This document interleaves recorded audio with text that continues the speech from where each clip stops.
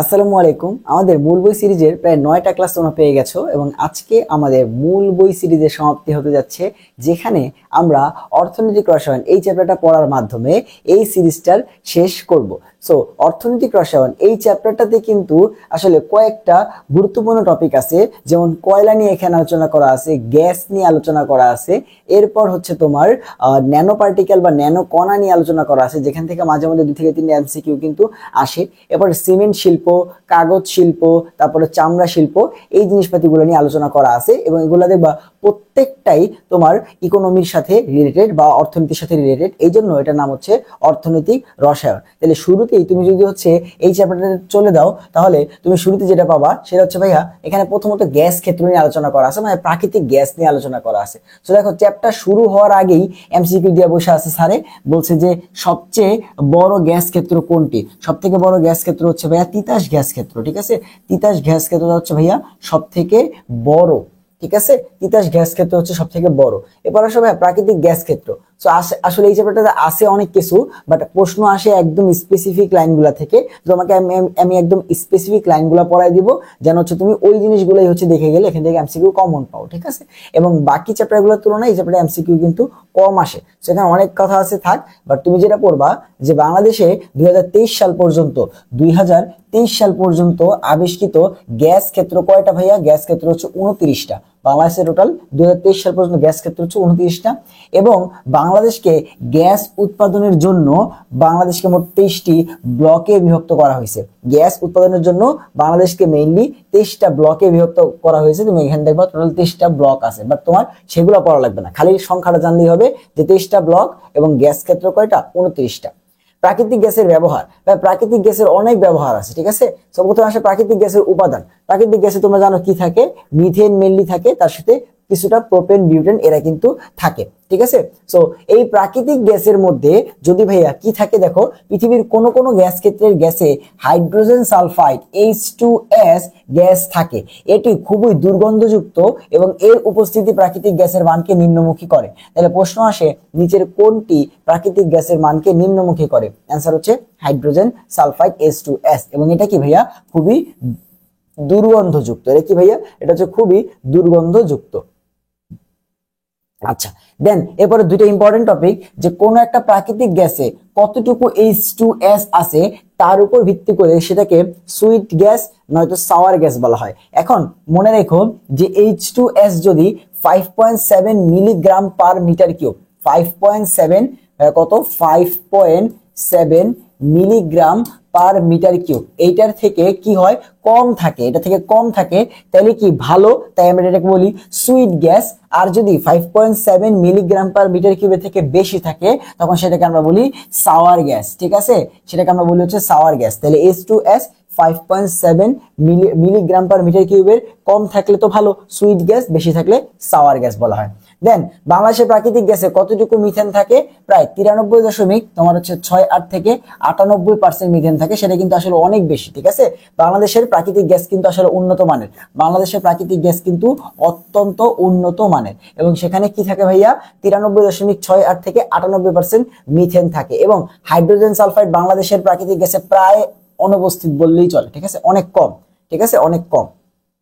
ওকে, so প্রাকৃতিক gas দেখো, প্রাকৃতিক গ্যাস দুই রকম হইতে পারে। শুষ্ক প্রাকৃতিক গ্যাস হইতে পারে, আবার যদি তোমার হচ্ছে জলীয় বাষ্প থাকে তাহলে আর্দ্র প্রাকৃতিক গ্যাস হইতে পারে। ঠিক আছে, সো এটা আসলে আমারই জানা লাগবে না। তবে এখান থেকে ইম্পর্টেন্ট যেটা, যে সিলেটের রশিদপুরের যে প্রাকৃতিক গ্যাস সেখানে 98% মিথেন থাকে, যেটা কিন্তু বাংলাদেশের মোটামুটি হাইয়েস্ট রেঞ্জের যে মিথেন সেখানে। সো প্রশ্ন আসে যে নিচের কোনটিতে তোমার মিথেনের পরিমাণ বেশি? তো সিলেটের রশিদপুরের যে প্রাকৃতিক গ্যাস সেখানে তোমার হচ্ছে মিথেনে, এই প্রাকৃতিক গ্যাসের মধ্যে মিথেনের পরিমাণ কি ভাইয়া? সব থেকে বেশি। ঠিক আছে, 98%। এবার আসো যে ওভারঅল যে এতক্ষণ যা বলছিল সেগুলো একটা গ্রাফে নিয়ে আসছে, যে প্রাকৃতিক গ্যাসের মধ্যে মিথেন থাকে হচ্ছে তোমার 93 থেকে 99%। ঠিক আছে, এরপর হচ্ছে তোমার এখান থেকে তুমি যেটা জানবা সেটা হচ্ছে এই যে H2S। ঠিক আছে, যে H2S আর্দ্র গ্যাসের মধ্যে কত থাকে? 0.08 থেকে 0.13%। আর কি কি থাকে? মিথেন থাকে, ইথেন থাকে, প্রোপেন থাকে, বিউটেন থাকে। ঠিক আছে, অর্থাৎ উপরে যেগুলো আছে এগুলোই মোটামুটি থাকে। আর বাংলাদেশের ক্ষেত্রে মনে রাখতে হবে যে ভাই গ্যাস ক্ষেত্র কয়টা? 27টা। ব্লক সংখ্যা কয়টা ভাইয়া? 23টা। সক্রিয় নলকূপ হচ্ছে 101টা। এটা একটু লেস ইম্পর্টেন্ট। ঠিক আছে, মনে রাখতে চাইলে মনে রাখতে পারো, না রাখতে চাইলে নাই, কোনো সমস্যা নেই। ঠিক আছে। সব থেকে বড় গ্যাস ক্ষেত্র হচ্ছে তিতাস, সব থেকে বড় গ্যাস ক্ষেত্র হচ্ছে তিতাস। সব থেকে বেশি মিথেন পাওয়া যায় সিলেটের রশিদপুরে 98%, ঠিক আছে। এবং H2S প্রায় অনুপস্থিত, H2S প্রায় অনুপস্থিত। সেটা হচ্ছে বাংলাদেশের গ্যাস সম্পর্কে ইনফরমেশন, ঠিক আছে। ওকে, প্রাকৃতিক গ্যাসের ব্যবহার। সো প্রাকৃতিক গ্যাস মেইনলি দেখো কয়টা কাজে ব্যবহার করা হয়, এখানে অনেক কিছু বলে দেওয়া আছে, বাট তুমি দেখো কয়েকটা উল্লেখযোগ্য জিনিস বলি, যে প্রায় সিলেটের ফেঞ্চুগঞ্জে স্থাপিত 7টি কলকারখানায় প্রাকৃতিক গ্যাস থেকে ইউরিয়া সার উৎপন্ন হয়, ঠিক আছে। যার মধ্যে দেখো চট্টগ্রামের কাফকো আছে, ঠিক আছে। এটা কিন্তু অনেক নাম করা, তাই না? সো দেখো যে ইউরিয়া সার তৈরিতে কি ইউজ করা হয়, প্রাকৃতিক গ্যাস ব্যবহার করা হয়। এরপরে তোমার বিদ্যুৎ থেকে শুরু করে আরো অনেক জায়গায় প্রাকৃতিক গ্যাস ইউজ করা হয়, রান্না কাজে ইউজ করাই হয়। সো আলটিমেটলি এই ব্যবহারটা পাবা তুমি হচ্ছে একদম নিচে, তুমি একটু নিচে চলে আসবা, অনেক কিছু এখানে বলে দেওয়া আছে। তার আগে যে এমসিকিউ পাইছি একটা সলভ করে ফেলি। বলছে কোন ক্ষেত্রে প্রাকৃতিক গ্যাস বেশি ব্যবহৃত হয়। আচ্ছা, ব্যবহারটা পড়ি, তারপরে তোমার এটা অ্যান্সার দিচ্ছি, ঠিক আছে। এটা হচ্ছে তোমার বিদ্যুৎ ক্ষেত্রে সব থেকে বেশি ব্যবহৃত হয়। সো ব্যবহারের জন্য তুমি চলে আসবা এইখানে, যে তোমার এই যে কতটুকু কোথায় ব্যবহার করা হয়, ঠিক আছে। প্রাকৃতিক গ্যাসের ব্যবহার শতকরা পরিমাণ কতটুকু। সো দেখো এটা বাংলাদেশে, সো বাংলাদেশে মোট বিদ্যুৎ উৎপাদনে ব্যবহৃত প্রাকৃতিক গ্যাসের পরিমাণ 55%। বাংলাদেশে টোটাল 100-র মধ্যে 55% প্রাকৃতিক গ্যাস ইউজ করা হয় কোথায়, বিদ্যুৎ উৎপাদনে। এবং এই প্রশ্নটা অনেক বেশিবার করে আসছে যে কোথায় মিথেন সব থেকে বেশি ব্যবহার করা হয় বা প্রাকৃতিক গ্যাস, অ্যান্সার হচ্ছে বিদ্যুৎ উৎপাদনে, ঠিক আছে। এরপরে চা বাগানে এবং শিল্প ক্ষেত্রে প্রায় 18% ব্যবহার করা হয়। ইউরিয়া সার উৎপাদনে 10%, এটা কিন্তু মনে রাখতে হবে যে ইউরিয়া সার উৎপাদনে 10%। বাসা বাড়িতে হচ্ছে তোমার 12%, এবং গাড়ির জ্বালানি রূপে সিএনজি কম্প্রেসড ন্যাচারাল গ্যাস মিথেনকে সিএনজি বানায় যে ইউজ করা হয় সেখানে হচ্ছে 5%। সো এখানে 100% এর মধ্যে কোথায় কত পার্সেন্ট তুমি হচ্ছে প্রাকৃতিক গ্যাস বাংলাদেশে ইউজ হয় সেটা দেওয়া আছে। আমাদের যে এই প্রশ্নের অ্যান্সার এখন আমরা দিতে পারবো। আমাদের কি বলছে ভাইয়া, বলছিল যে কোথায় সব থেকে বেশি ব্যবহার করা হয়, বিদ্যুৎ উৎপাদনে সব থেকে বেশি ব্যবহৃত হয়, ঠিক আছে। ওকে, তাহলে এই হচ্ছে আমাদের ব্যবহার থেকে কিন্তু এটা আসলে ইম্পর্টেন্ট। সো এরপরে নিচের দিকে আসো, এখানে অনেক কিছু বলে দেওয়া আছে। তেল পরিমাপের একক দরকার নেই আমাদের। নিচের দিকে আসো, বাংলাদেশের কয়লা ক্ষেত্র। এই গেল হচ্ছে গ্যাস ক্ষেত্র নিয়ে, তুমি এই কথাগুলো জানলেই ইনাফ। এরপর আসো ভাইয়া কয়লা ক্ষেত্র। সো কয়লা কি ভাইয়া, যে প্রাকৃতিক তোমরা জানো যে ক্লাস 9-10 ছিল যে ভূগর্ভে চাপা পড়ে বিভিন্ন ধরনের জীবাশ্ম জ্বালানি থেকে আলটিমেটলি কি হয়, একটা সময় গিয়ে তোমার সেখানে কয়লা তৈরি হয়, তাই না। বিভিন্ন গাছপালা সেখানে তোমার হচ্ছে চাপা পড়ে কয়লা তৈরি হয়। জীবাশ্ম থেকে কি তৈরি হয়, তোমার হচ্ছে পেট্রোলিয়াম। সো দুইটা সাইড, একটা হচ্ছে কয়লা, একটা হচ্ছে পেট্রোলিয়াম। সো কয়লা আলটিমেটলি যেহেতু তোমার কি হয়, দীর্ঘদিন তোমার হচ্ছে মাটির নিচে তাপে চাপে গলে তোমার হয়, এজন্য কয়লাকেও কি বলা হয়, জীবাশ্ম বলা হয়, ঠিক আছে। কয়লাকেও কি বলা হয়, জীবাশ্ম বলা হয়। ওকে, দেন একটু নিচের দিকে চলে আসো, যে বাংলাদেশের কয়লা ক্ষেত্র নিয়ে আলোচনা করে দেওয়া আছে। আচ্ছা, সো এখানে দেখো বলছে রংপুর জেলার খালিশপুর, তারপর হচ্ছে বড়পুকুরিয়া, ফুলবাড়ি, দিঘিপাড়া ইত্যাদি 5টি এলাকার খনিতে উন্নত মানের বিটুমিনাস কয়লা পাওয়া যায়। বাংলাদেশে কোন কয়লাটা পাওয়া যায়, উন্নত মানের বিটুমিনাস কয়লা। তাহলে তার আগে আমাদের তো এর প্রকারভেদ জানা লাগবে। এবং কয়লাকে কিন্তু কি বলা হয় ভাইয়া, অনেক দেশে কয়লাকে ব্ল্যাক ডায়মন্ড বলা হয়, অনেক দেশে কয়লাকে ব্ল্যাক ডায়মন্ড বলা হয়, ঠিক আছে। এবং বাংলাদেশের অন্যতম একটা খনিজ সম্পদ হলো কি ভাইয়া, কয়লা। বাংলাদেশের অন্যতম গুরুত্বপূর্ণ একটা খনিজ সম্পদ হচ্ছে কয়লা। তো তুমি একটু নিচের দিকে আসবা, আমরা কয়লার প্রকারভেদ দিয়ে চলে যাব, যে কয়লার প্রকারভেদ, যে কোন কয়লা ভালো কোন কয়লা কি, এই জিনিসগুলো হচ্ছে আমরা এই করব, ঠিক আছে। এবং বড়পুকুরিয়ার যে তোমার কয়লা ক্ষেত্র, সেখান থেকে প্রায় প্রতিদিন 650 টন কয়লা উত্তোলন করা হয়। বড়পুকুরিয়া, এই জায়গায় কিন্তু প্রশ্ন আসে যে বড়পুকুরিয়ার কয়লা খনি থেকে প্রায় প্রতিদিন 650 টন তোমার হচ্ছে কয়লা উত্তোলন করা হয়, ঠিক আছে। তো নিচের দিকে আসো, বাংলাদেশের কয়লার মান এবং ব্যবহার। দেখো সব থেকে তোমার হচ্ছে লোয়েস্ট লেভেলের যে কয়লা বা সব থেকে তোমার হচ্ছে বাজে লেভেলের যে কয়লা, সেটা হচ্ছে পিট কয়লা, ঠিক আছে।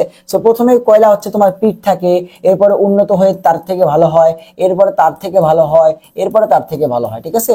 যত বেশি হচ্ছে তাপ চাপ দিবা সেই কয়লা তত ভালো হয়। সব থেকে কম মানের কয়লা হচ্ছে পিট কয়লা, ঠিক আছে, এবং সাধারণ মানের কয়লা।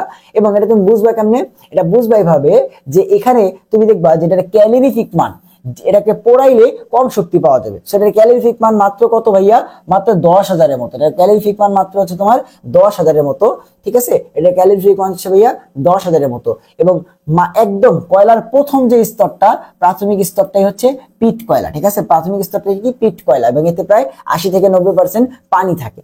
এরপরে দেখো কয়লার জ্বালানি মান বা ক্যালোরিফিক মান মানে হচ্ছে একটা কয়লাকে পোড়াইলে কতটুকু শক্তি পাওয়া যায়, ঠিক আছে, এটাকে বলা হয় ক্যালোরিফিক ভ্যালু। ওকে, এন্ড এটাকে প্রকাশ করা হয় কিসে? বিটিইউ তে। বিটিইউ মানে কি? ব্রিটিশ থার্মাল ইউনিট দিয়ে প্রকাশ করা হয়, বিটিইউ তে প্রকাশ করা হয়। এরপরে প্রথমত গেল পিট কয়লা, সব থেকে লোয়েস্ট লেভেলের কয়লা। এর থেকে একটু ভালো কয়লা হচ্ছে লিগনাইট কয়লা, ঠিক আছে? লিগনাইট কয়লা হচ্ছে এর থেকে একটু ভালো, মানে পিট কয়লা থেকে একটু ভালো। এবং এখানে তোমার হচ্ছে কি থাকে? 10,500 থেকে 12,000 বিটিইউ। ক্যালোরিফিক ভ্যালু কত? 10,500 থেকে 12,000 বিটিইউ, ঠিক আছে? এবং অনেক বেশি ইম্পর্টেন্ট যে ভাইয়া লিগনাইট কয়লা বিদ্যুৎ উৎপাদনে, বয়লারের জ্বালানি রূপে এবং প্রোডিউসার গ্যাস উৎপাদনে ব্যবহার করা হয়। এই দেখো পরীক্ষাতে আসে, প্রোডিউসার গ্যাসের সংকেত কি? 2 মোল কার্বন মনোঅক্সাইড গ্যাস এবং 1 মোল নাইট্রোজেন গ্যাস, এই মিক্সচারটাকে বলা হয় প্রোডিউসার গ্যাস। এই মিক্সচারটাকে বলা হয় producer gas. So producer gas বিদ্যুৎ উৎপাদনে এবং বয়লারের জ্বালানি রূপে কি ইউজ করা হয়? লিগনাইট কয়লা ইউজ করা হয়, লিগনাইট কয়লা ইউজ করা হয়। এরপরে ভাইয়া বিটুমিনাস কয়লা লিগনাইট কয়লা থেকে একটু উন্নত, ঠিক আছে? এবং বাংলাদেশে কিন্তু বিটুমিনাস কয়লা পাওয়া যায়। সো এই যে বিটুমিনাস কয়লা কালো, নরম এবং শক্ত পাওয়া যায়। এবং বিটুমিনাসের 3টা শ্রেণী রয়েছে ভাইয়া, সাব বিটুমিনাস, বিটুমিনাস এবং সুপার বিটুমিনাস, ঠিক আছে? এবং এর ক্যালোরিফিক মানটা অনেক বেশি ইম্পর্টেন্ট, যে 11,000 থেকে 15,000 বিটিইউ, 11,000 থেকে 15,000 বিটিইউ। এবং আরেকটা জিনিস যে ভাইয়া কয়লার মধ্যে ফিক্সড কার্বন যত বেশি সেই কয়লা তত ভালো। কয়লার মধ্যে ফিক্সড কার্বন যত বেশি সেই কয়লা তত ভালো। তারপর বিটুমিনাস কয়লা যেটা, সেখানে ফিক্সড কার্বন দেখো কত পার্সেন্ট? 44 থেকে 78%। তো পরীক্ষাতে ডিরেক্ট আসে যে তোমার বিটুমিনাসে ফিক্সড কার্বনের পরিমাণ কত? 44 থেকে 78%, ঠিক আছে?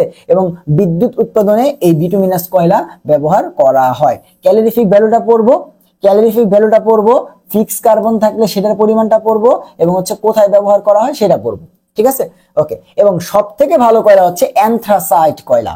অ্যানথ্রাসাইট কয়লা হচ্ছে সব থেকে উন্নত মানের শক্ত কালো বর্ণের কয়লা।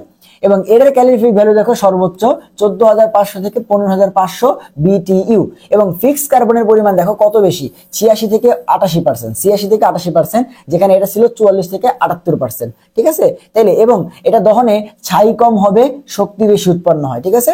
এবং অ্যানথ্রাসাইট কয়লায় সালফার কম থাকে। এখন কত হচ্ছে ভাই, সালফার থাকলে সমস্যা কি? সালফার থাকলে সেই কয়লার মানটা কমে যায়। তাহলে মনে রাখবা, ফিক্স কার্বন থাকলে কয়লা ভালো, ফিক্স কার্বন যত বেশি সেই কয়লা তত ভালো, আর সালফার যত কম সেই কয়লা তত ভালো। সালফার থাকা কয়লার জন্য ভালো না, ঠিক আছে?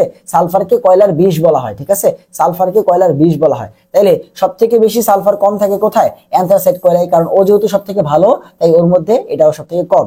সো বিদ্যুৎ উৎপাদনে এবং ধাতু নিষ্কাশনে এই কি ব্যবহার করা হয় ভাইয়া? অ্যানথ্রাসাইট কয়লা ব্যবহার করা হয়। তাহলে কয়লার প্রকারভেদগুলো কিন্তু অনেক বেশি ইম্পর্টেন্ট। দেন কয়লার মান, একটু আগে বললাম কয়লার মান কিসের উপর ডিপেন্ড করে? যে তোমার ফিক্স কার্বন কতটুকু, সালফার কত কম আছে বেশি আছে তার উপরে, ঠিক আছে? তারপর হচ্ছে তোমার যে কার্বন গুঁড়া বা ফিক্স কার্বন, এই জিনিসপাতির উপরে, ছাই কেমন হচ্ছে, দহন তাপ, কার ক্যালোরিফিক ভ্যালু কত, এই জিনিসগুলোর উপর ডিপেন্ড করে তুমি হচ্ছে কি করা হয় ভাইয়া, যে কয়লার যে তোমার মান সেটা নির্ধারণ করা হয়, ঠিক আছে? ওকে ওকে ওকে ওকে সে যে বলতেছে যে ক্যালোরিফিক মান এবং ফিক্স কার্বনের পরিমাণ যত বেশি তত কি তোমার হচ্ছে সেক্ষেত্রে কি তোমার কয়লার মানটা তত বেশি। সো বাংলাদেশে যে গ্যাস ক্ষেত্র, কয়লা ক্ষেত্রগুলো আছে সেখানে কোথায় তোমার হচ্ছে কোনটা কতটুকু, ঠিক আছে? সেটা যদি তুমি একটু দেখো, তাহলে তুমি এখান থেকে জাস্ট একটা জিনিসই পড়বা, যে ক্যালোরিফিক ভ্যালু তো সবগুলারই দেওয়া আছে। আমি কি গরুর মতো সবগুলা পড়বো? না। দেখো বেশি কোথায়? দিঘিপাড়া। কত ভাইয়া? 12,116, 12,116। আমি এটা বলবো যে বাংলাদেশে যেই তোমার হচ্ছে যে কয়লা ক্ষেত্রগুলো বইয়ের মধ্যে দেওয়া আছে তার মধ্যে ক্যালোরিফিক ভ্যালু সব থেকে হাইয়েস্ট কোথায়? হাইয়েস্ট হচ্ছে দিঘিপাড়ায়, এবং সেখানে ক্যালোরিফিক ভ্যালু হচ্ছে 12,116। এবার সালফার দেখো, সালফার সালফার সালফার সালফার সব থেকে কম কোথায়? বড়পুকুরিয়া। এই দেখো বড়পুকুরিয়াতে সালফার সব থেকে কম। ফিক্স কার্বন কোথায় সব থেকে বেশি? একটু গুণে দেখো, এই যে 5.4, মানে দিঘিপাড়ায় ফিক্স কার্বন বেশি। তাহলে দিঘিপাড়ার ক্যালোরিফিক ভ্যালু বেশি, দিঘিপাড়ায় ফিক্স কার্বনের পরিমাণ বেশি, তাই দিঘিপাড়ার কয়লাটা কিন্তু সব থেকে ভালো কয়লা। এটা উপরে দেওয়া ছিল, তাই না? দিঘিপাড়া কিন্তু সব থেকে ভালো কয়লা, দিঘিপাড়ার কয়লা হচ্ছে সব থেকে ভালো কয়লা। এই দেখো যে তবে দিঘিপাড়া খনির কয়লা সব থেকে তোমার হচ্ছে মান সব থেকে বেশি, ঠিক আছে? ওকে ওকে ওকে নিচের দিকে আসি। ব্রিটিশ থার্মাল ইউনিট নিয়ে আবার কথাবার্তা বলে দেওয়া আছে, দরকার নেই, ঠিক আছে? এটাও লাগবে না।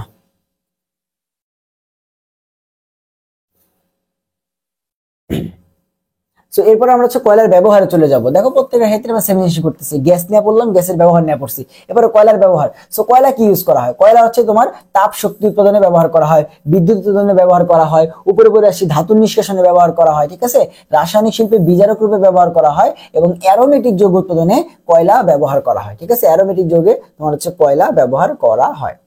ওকে, সো এখানে কয়লা থেকে তোমার যেটা ইউজ করা হয়, দেখো বলছে বিটুমিনাস কয়লা থেকে উৎপন্ন গ্যাসীয় জ্বালানি হলো coal gas, water gas, methane gas, সংশ্লেষ গ্যাস এবং প্রডিউসার গ্যাস। এই যে পাঁচটা, এই পাঁচটা সংকেত ডিরেক্ট হুবহু আসে যে ভাইয়া নিচের কোনটি কোল গ্যাস, নিচের কোনটি ওয়াটার গ্যাস, নিচের কোনটি মিথেন গ্যাস, মিথেন তো তোমরা চিনো, নিচের কোনটি সংশ্লেষ গ্যাস এবং নিচের কোনটি প্রডিউসার গ্যাস। তো ফার্স্টে আসে হচ্ছে ভাইয়া কোল গ্যাসের কাছে। সো কি বলতেছে, কোল গ্যাসের কোনো বিক্রিয়া টিক্রিয়া এখানে দেওয়া নাই, বাট এখানে বলে দেওয়া আছে যে ভাইয়া কি কি করলে তোমার হচ্ছে কোল পাওয়া যায়। কোল মানে হচ্ছে সেখানে তোমার হচ্ছে কার্বন গুঁড়া, ঠিক আছে, সো কার্বন গুঁড়া মানে হচ্ছে কোল, এই জন্য আলটিমেটলি কোনো বিক্রিয়া ওইভাবে দেওয়া নাই। আমাদের যেটা জানতে হবে প্রথমত যে ওয়াটার গ্যাস উৎপাদন। এই দেখো কয়লা, যে কার্বন কয়লা, সেটাকে তুমি যখন বাষ্পর সাথে 1400 ডিগ্রি সেলসিয়াস তাপমাত্রায় বিক্রিয়া দিবা, তখন সেখানে তৈরি হবে carbon monoxide gas plus hydrogen gas, এবং এই মিক্সচারটাকে বলা হয় ওয়াটার গ্যাস। পরীক্ষাতে বারবার আসে নিচের কোনটি water gas, carbon monoxide gas plus hydrogen gas, ঠিক আছে।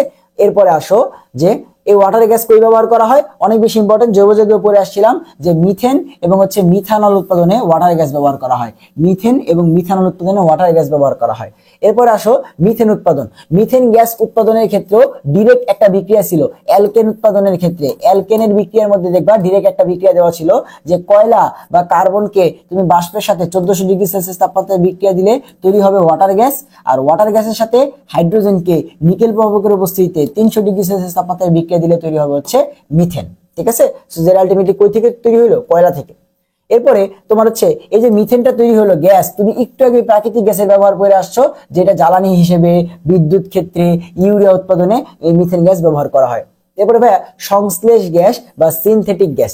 সংশ্লেষ গ্যাস কি, তুমি যদি হচ্ছে এই যে কয়লা থেকে যে মিথেনটা তৈরি করলা, কয়লা থেকে যে মিথেনটা তৈরি করলা, তার সাথে তুমি যদি H2O গ্যাস বা বাষ্পের বিক্রিয়া দাও, তাহলে সেখান থেকে তোমার কি তৈরি হবে, কার্বন মনোঅক্সাইড প্লাস 3টা হাইড্রোজেন, এটাকে বলা হচ্ছে ভাই সংশ্লেষ গ্যাস।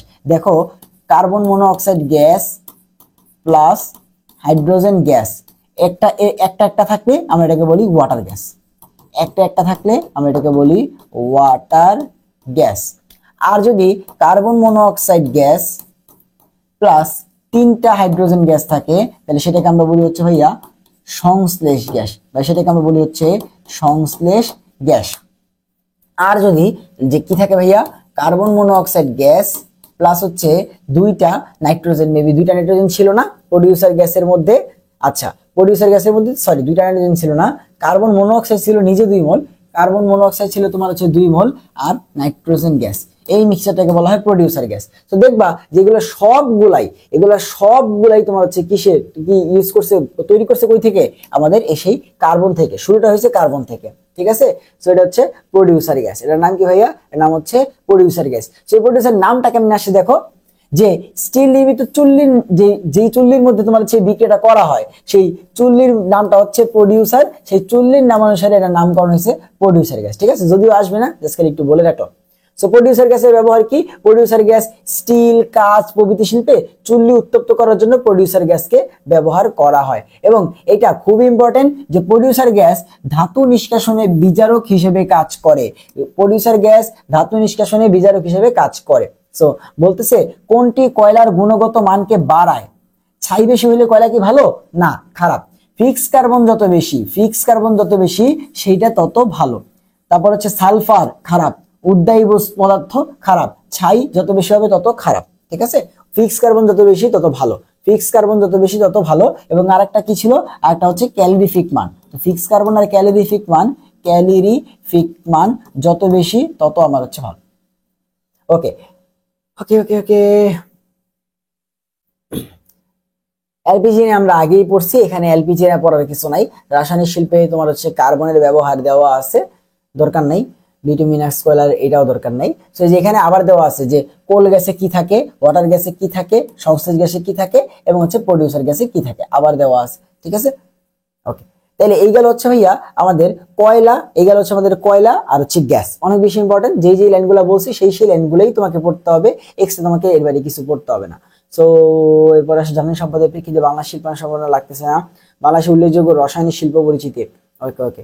এখান থেকে দেখো বাংলাদেশের যে রসায়ন শিল্প আছে সেই রসায়ন শিল্পের মধ্যে কি কি আছে, যে আমাদের সার শিল্প আছে, সিমেন্ট শিল্প আছে, চিনি শিল্প আছে, সাবান এবং প্রসাধনী সামগ্রী, কাঁচ এবং সিরামিক, চামড়া ট্যানিং, প্লাস্টিক পলিমার, তারপর হচ্ছে কাগজ পাল্প, ওষুধ শিল্প, বিভিন্ন পানীয় উৎপাদন করা এবং হচ্ছে টেক্সটাইল এন্ড ডাইং। ঠিক আছে, এই সব শিল্পের সাথে কিন্তু কি আমাদের কেমিস্ট্রি জড়িত, এইসব শিল্পের সাথে আমাদের হচ্ছে কেমিস্ট্রি জড়িত। তো প্রথমে আসো যে সিমেন্ট শিল্প নিয়ে কথাবার্তা বলে দেওয়া আছে, এরপর হচ্ছে তোমার পাল্প এবং কাগজ হার্ডবোর্ড নিয়ে কথাবার্তা বলে দেওয়া আছে। বাট এখান থেকে একদম আমরা স্পেসিফিক পড়া পড়বো, ওরা বলছে বলুক, ঠিক আছে, বলছে ওরা বলুক, আমরা নিচের দিকে যাব, কারণ আমাদের বইতে যেগুলো আছে আমরা সেগুলাই পড়বো। ঠিক আছে, এখানে সবগুলো সম্পর্কে একটা আইডিয়া দেওয়া আছে, তুমি খালি রিডিং করতে পারো, যদি তোমার এই জিনিসগুলো ভালো লাগে তুমি রিডিং করতে পারো, কোনো সমস্যা নাই। বাট আমরা নিচের দিকে যাব। চিনি শিল্প, কোথায় কতটুকু চিনি উৎপন্ন হয় এটা কি আমার পক্ষে মনে রাখা সম্ভব? দেখো কোথায় কোন চিনি শিল্পে কোথায় কোন মিলে কতটুকু চিনি উৎপাদন হয় সেটা আমার পক্ষে মনে রাখা সম্ভব না। আমরা পড়বো হচ্ছে এরপরে ইউরিয়া উৎপাদনের মূলনীতি। সো এখান থেকে তোমার প্রতি বছরই মেডিকেল এবং ভার্সিটিতে প্রশ্ন আসে, মেডিকেল এবং ভার্সিটির জন্য প্রতি বছরই এখান থেকে দেখা যায় প্রশ্ন আসে, মেডিকেল এবং ভার্সিটির জন্য অনেক বেশি ইম্পর্টেন্ট এই জায়গাটা, যে ইউরিয়া উৎপাদনের মূলনীতি। সো মনে রাখা লাগবে তোমাকে যে ইউরিয়া কই থেকে উৎপন্ন করা হয়, অ্যামোনিয়া এবং হচ্ছে কার্বন ডাইঅক্সাইড থেকে। ইউরিয়া উৎপাদন করা হয় অ্যামোনিয়া এবং কার্বন ডাইঅক্সাইড থেকে, ইউরিয়া উৎপাদন করা হয় অ্যামোনিয়া এবং কার্বন ডাইঅক্সাইড থেকে। ঠিক আছে, এবং দেন এইটা বিক্রিয়া করে কিসে কনভার্ট হয়, অ্যামোনিয়াম কার্বামেট নামক একটা যৌগে, অ্যামোনিয়াম কার্বামেট নামক একটা যৌগে, এন্ড সেইখান থেকে এটা হচ্ছে ইউরিয়াতে কনভার্ট হয়, NH2CO NH2। সো এখান থেকে মেডিকেলে কি প্রশ্ন আসে বা ভার্সিটিতে কি প্রশ্ন আসে, বলে যে ভাইয়া এবং বোর্ডেও আসে, ঠিক আছে, এবং বোর্ডেও আসে যে এই তোমার ইউরিয়া উৎপাদন করা হয় কি থেকে, অ্যামোনিয়া আর কার্বন ডাইঅক্সাইড থেকে। এবং মেডিকেল এই প্রশ্ন সব থেকে বেশি আসছে যে ইউরিয়া উৎপাদনে মাঝামাঝি যে যৌগটা তৈরি হয় তার নাম হচ্ছে যে মধ্যবর্তী যৌগ, সেটার নাম জিজ্ঞাসা করে। ঠিক আছে, এটা হচ্ছে কি ইউরিয়া উৎপাদনের মধ্যবর্তী যৌগ। তাহলে ইউরিয়া উৎপাদনের মধ্যবর্তী যৌগের নাম কি, অ্যামোনিয়াম কার্বামেট। ইউরিয়া উৎপাদনের মধ্যবর্তী যৌগের নাম কি, অ্যামোনিয়াম কার্বামেট। অনেক বেশি ইম্পর্টেন্ট, তৈরি হয় কি থেকে, অ্যামোনিয়া এবং কার্বন ডাইঅক্সাইড থেকে। অ্যামোনিয়াম কার্বামেট হচ্ছে ইউরিয়া উৎপাদনে মধ্যবর্তী যৌগ। সো পরীক্ষাতে বারবার করে আসে যে নিচের কোনটি ইউরিয়া উৎপাদনে মধ্যবর্তী যৌগ হিসেবে উৎপন্ন হয়, অ্যান্সার হচ্ছে অ্যামোনিয়াম কার্বামেট। ঠিক আছে, ওকে। এরপর এগুলা দরকার নাই, অ্যামোনিয়া উৎপাদনের বিক্রিয়া দেওয়া আছে, দেখো হেবার বস নিয়ে আলোচনা করে দেওয়া আছে, হেবার বস পদ্ধতি। এরপরে হচ্ছে অ্যামোনিয়া উৎপাদন করা, দেখো তুমি কি করবা, ইউরিয়া উৎপাদনের জন্য অ্যামোনিয়া লাগবে, কার্বন ডাইঅক্সাইড লাগবে, তাহলে অ্যামোনিয়া উৎপাদন করার জন্য আবার কি জানি হেবার বস পদ্ধতি আছে, তাই না, সেগুলো আলোচনা করে দেওয়া আছে, আমাদের দরকার নেই। আমাদের খালি দেখো ইউরিয়া উৎপাদনের বিক্রিয়াটা লাগবে, যে অ্যামোনিয়ার সাথে carbon dioxide 180 degree Celsius 130 ATM চাপে বিক্রিয়া করে তৈরি করে অ্যামোনিয়াম কার্বামেট। এটাকে কি বলা হয় ভাইয়া, এটাকে বলা হচ্ছে ভাইয়া মধ্যবর্তী যৌগ। এটাকে বলা হয় কি ভাইয়া, এটাকে বলা হয় মধ্যবর্তী যৌগ। আর তোমার এই অ্যামোনিয়াম কার্বামেটকে যখন তুমি আবার চাপ দিবা সেখান থেকে তৈরি হবে হচ্ছে ইউরিয়া এবং হচ্ছে পানি। ঠিক আছে, জাস্ট এতটুকু জানলেই না। তো অনেকভাবে তৈরি করা যায়, এখানে সবগুলা দেওয়া আছে, বাট এত কিছু তো আসলে আমার পক্ষে মনে রাখা সম্ভব না। ঠিক আছে, আমার পক্ষে মনে রাখা সম্ভব না। ওকে, এরপর নিচের দিকে আসো। এখানে এখানে যে জিনিসগুলো আলোচনা করে দেওয়া আছে এগুলো অন্য চ্যাপ্টারগুলোতে আছে, একটু পড়লেই পারবা। যে বলছে জেনে নাও যে নাইট্রোজেন, ফসফরাস এবং পটাশিয়াম যুক্ত সারগুলা উদ্ভিদের বৃদ্ধি, মূলের বৃদ্ধি, ফুল এবং ফল ধারণের জন্য অপরিহার্য। এগুলো আমরা রাসায়নিক পরিবর্তনে কিন্তু ভাইয়া পড়ছি। ঠিক আছে, যে ফসফরাস যুক্ত সার, পটাশিয়ামের সার, মিউরেট অফ পটাশ, তারপরে তোমার হচ্ছে জিপসাম, এই অনেক জিনিসগুলো আমরা হচ্ছে কি পড়ছি। ঠিক আছে, তো এই যে calcium super phosphate SP, calcium triple super phosphate, ঠিক আছে, TSP, এই জিনিসগুলো নিয়ে এখানে আলোচনা করে দেওয়া আছে, দরকার নেই আসলে। ঠিক আছে, জাস্ট খালি একটু দেখে রাখলা তাইলেই হবে। মাটিতে ইউরিয়া সারের কার্যপ্রণালী দরকার নাই। মাটিতে ইউরিয়া সার থেকে আলটিমেটলি কি হয়, তুমি মনে রাখবা যে ইউরিয়া সার থেকে নাইট্রেট আয়ন তোমার হচ্ছে উদ্ভিদটা শোষণ করে। ঠিক আছে, এবং বিভিন্ন প্রসেসের মাধ্যমে নাইট্রিক অ্যাসিড তৈরি হয়, সেখান থেকে তোমার হচ্ছে আলটিমেটলি গাছ বা উদ্ভিদরা কি পায়, তোমার হচ্ছে নাইট্রেট আয়ন পায়। ওকে, দরকার নাই এখানে আর যা যা দেওয়া আছে, দরকার নেই। ঠিক আছে, ওকে। ফার্স্টে আসো, আমাদের প্রথম শিল্প যে তোমার হচ্ছে যেটা নিয়ে আলোচনা করে দেওয়া আছে যে কাঁচ বা গ্লাস উৎপাদনের মূলনীতি। আমাদের প্রথম পড়ালেখা হচ্ছে কাঁচ নিয়ে। সো ভাইয়া কাঁচ কি? দেখো কাঁচের মধ্যে তোমরা সবাই জানো, কাঁচ নিয়ে অলরেডি দুইটা চ্যাপ্টারে পড়ে আসছি, যে কাঁচের মধ্যে থাকে হচ্ছে ভাইয়া ক্যালসিয়ামের অক্সাইড, তারপরে সোডিয়ামের অক্সাইড সাধারণ কাঁচ যেটা, এবং তার সাথে সিলিকনের অক্সাইড। ঠিক আছে, NaO, Na2O, তারপর হচ্ছে ক্যালসিয়াম অক্সাইড এবং সিলিকন ডাইঅক্সাইড, এগুলাকে তোমার হচ্ছে একসাথে মিক্স করলে সেখান থেকে কাঁচ তৈরি হয়। এখন তুমি শক্ত গ্লাস তৈরি করতে চাও, তাই আমরা পটাশিয়াম অক্সাইডটা ইউজ করি, কারণ পটাশ গ্লাসটা শক্ত। তারপর আমরা যদি পাইরেক্স কাঁচ ইউজ করতে চাই, পাইরেক্স কাঁচ চাই, তাহলে আমরা হচ্ছে বোরিক অ্যাসিড ইউজ করি, H3BO3, বা তোমার হচ্ছে B2O3 বা বোরিক অক্সাইডটা ইউজ করি। ঠিক আছে, এগুলো আমরা কিন্তু ল্যাবরেটরি নিরাপদ ব্যবহারেও পড়ে আসছি, ল্যাবরেটরির নিরাপদ ব্যবহারেও পড়ে আসছি। ঠিক আছে, যে কাঁচ বা গ্লাস হলো রাসায়নিকভাবে সোডিয়াম ক্যালসিয়ামের দ্বিসিলিকেটের মিক্সচার, সোডিয়াম ক্যালসিয়ামের দ্বিসিলিকেটের মিক্সচার। তাহলে কাঁচের কি নাই ভাইয়া? কোনো নির্দিষ্ট সুনির্দিষ্ট গণনাঙ্ক নাই। ঠিক আছে, এবং কাঁচ কি? কাঁচ হচ্ছে একটা অত্যাধিক শীতলীকৃত তরল। ঠিক আছে, কাঁচ হচ্ছে একটা অত্যাধিক শীতলীকৃত তরল। কাঁচ কিন্তু তরল, কঠিন না। ঠিক আছে, কেমন তরল? যেটাকে অনেক বেশি পরিমাণে ঠান্ডা করে হয়েছে, তাই এটা হচ্ছে জমে গেছে। ঠিক আছে, এত তোমার হচ্ছে শক্ত একটা তরল। ঠিক আছে, সেটা কিন্তু অনেক বেশি ইম্পর্টেন্ট। কাঁচ কিন্তু কি? তরল। তো কাঁচের মধ্যে কি থাকে? এই যে তোমার যে রাসায়নিক যে উপাদানগুলা, এগুলা কিন্তু আমরা খুব ভালোভাবে প্রত্যেকটা পড়ে আসছি। বাট তুমি দেখো এখানে আলটিমেটলি কি ইউজ করা হয়? সিলিকন ডাইঅক্সাইড বা বালি ইউজ করা হয়, চুন বা ক্যালসিয়াম অক্সাইড ইউজ করা হয় কাঁচ তৈরি করার জন্য আর কি। চুনা পাথর, এই চুনা পাথর থেকে চুন পাওয়া যায়, তাই তো? তাহলে দুটোতে একই কথা। দেন সোডা অ্যাশ বা সোডিয়াম কার্বনেট, সোডিয়াম কার্বনেটকে কি বলা হয় ভাইয়া? Soda ash. এই জিনিসগুলো ইউজ করা হয়। ঠিক আছে, এন্ড তুমি যে পটাশিয়াম চাইলে পটাশিয়াম যুক্ত পটাশ গ্লাস চাইলে পটাশিয়াম দিবা, তারপর হচ্ছে পাইরেক্স গ্লাস চাইলে তুমি হচ্ছে বোরিক অক্সাইড দিবা। সো কাঁচের মেইনলি মূল উপাদান এইগুলাই, যে তোমার চুনা পাথর, সিলিকন ডাইঅক্সাইড এবং হচ্ছে সোডা অ্যাশ। চুনা পাথর, সিলিকন ডাইঅক্সাইড এবং সোডা অ্যাশ। তো সোডা অ্যাশ থেকে আসে সোডিয়াম, চুনা পাথর থেকে আসে তোমার হচ্ছে ক্যালসিয়াম, আর সিলিকন ডাইঅক্সাইড তো বালি থেকে আসে। ঠিক আছে, সো এগুলো হচ্ছে কাঁচের মূল উপাদান। ওকে ওকে, কাঁচ তৈরির বিক্রিয়া লাগে না। ঠিক আছে, কাঁচ তৈরির বিক্রিয়া লাগবে না। আমাদের যেটা লাগবে যে কোন কাঁচ তৈরিতে কোন অক্সাইড ব্যবহার করা হয়, এটা আমাদের লাগবে। ঠিক আছে, যে কোন কাঁচ তৈরিতে কোন অক্সাইড ব্যবহার করা হয়। যেমন হ্যাঁ, রঙিন কাঁচ তৈরিতে অবস্থান্তর ধাতুগুলোর অক্সাইড ব্যবহার করা হয়, কারণ আমরা জানি অবস্থান্তর ধাতুগুলো কি হয়? রঙিন হয়। সো দেখো এখানে সব অবস্থান্তর ধাতু দেওয়া আছে। এরপরে বলছে অস্বচ্ছ কাঁচ যদি তৈরি করতে চাই, তাহলে সেখানে অ্যান্টিমনি, টিন, তাই তো, স্ট্যানাম, তারপরে হচ্ছে তোমার আর্সেনিক অক্সাইড বা সালফাইড যোগ করা হয় যেন কাঁচটা অস্বচ্ছ হয়। এরপর বলছে সিলিকা বালিতে FeO থাকলে কি হয়? কাঁচটা সবুজ বর্ণের হয়, আর Fe2O3 থাকলে কাঁচটা হলুদাভ হয়। অর্থাৎ Fe2+ থাকলে সবুজ কালার হয়, আর Fe3+ থাকলে হচ্ছে তোমার হলুদ কালার হয়। ঠিক আছে, এবং কাঁচকে বর্ণহীন করার জন্য অনেক বেশি ইম্পর্টেন্ট, যে কাঁচকে বর্ণহীন করার জন্য বিরঞ্জক রূপে MnO2 যোগ করা হয়। এটা অনুশীলনীতেও দেওয়া আছে যে কাঁচকে বর্ণহীন করতে কি ইউজ করা হয়? MnO2 ব্যবহার করা হয়। ঠিক আছে, এবং গলিত কাঁচে আবদ্ধ গ্যাস বুদবুদ যেমন হচ্ছে কার্বন ডাইঅক্সাইড এবং সালফার ডাইঅক্সাইড দূর করার জন্য, অর্থাৎ কাঁচটাকে স্বচ্ছ করার জন্য স্বচ্ছ কারক রূপে সোডিয়াম নাইট্রেট, তারপরে অ্যালুমিনিয়াম অক্সাইড, NH4Cl ইত্যাদি যোগ করা হয়। সো এই যে কাঁচের কোন কাঁচে কি ব্যবহার করা হয়, এটা ইম্পর্টেন্ট। ঠিক আছে, ওকে, কাজ কেমন উৎপাদন করা হয় এইগুলো আমাদের লাগবে না। ঠিক আছে, বাট এই দেখো কিছু স্পেশাল ওয়ার্ড পাবা যে ওই জিনিসগুলা অমুকের সাথে সম্পর্কিত। যেমন কাঁচ উৎপাদনের সাথে তোমার হচ্ছে স্পেশাল শব্দ কি? কিউলেট। ঠিক আছে, সো এই প্রশ্নটা কেমনে আসবে? বলবে কিউলেট কার সাথে সংযুক্ত? এটা কি সিমেন্টের সাথে জড়িত? এটা কি হচ্ছে কয়লার সাথে জড়িত?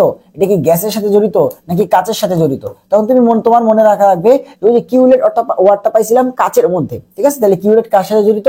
কাঁচ শিল্পের সাথে জড়িত। ঠিক আছে, এরকম প্রশ্ন আসবে আলটিমেটলি, তোমার হচ্ছে সব পড়া লাগে না। তারপর হচ্ছে কাঁচ শিল্পের সাথে জড়িত হচ্ছে অ্যানিলিং, কাঁচ শিল্পের সাথে জড়িত হচ্ছে অ্যানিলিং, অনেক বেশি ইম্পর্টেন্ট। এবং অনেক জায়গায় আসছে যে অ্যানিলিং কার সাথে জড়িত? কাঁচ শিল্পের সাথে। ঠিক আছে, ভিতরের পড়া তুমি না পড়ো, জাস্ট খালি ওয়ার্ড গুলো জেনে রাখো যে অ্যানিলিং জিনিসটা কি? কাঁচ শিল্পের সাথে জড়িত। ঠিক আছে, অ্যানিলিং কাঁচ শিল্পের সাথে জড়িত, কিউলেট কাঁচ শিল্পের সাথে জড়িত।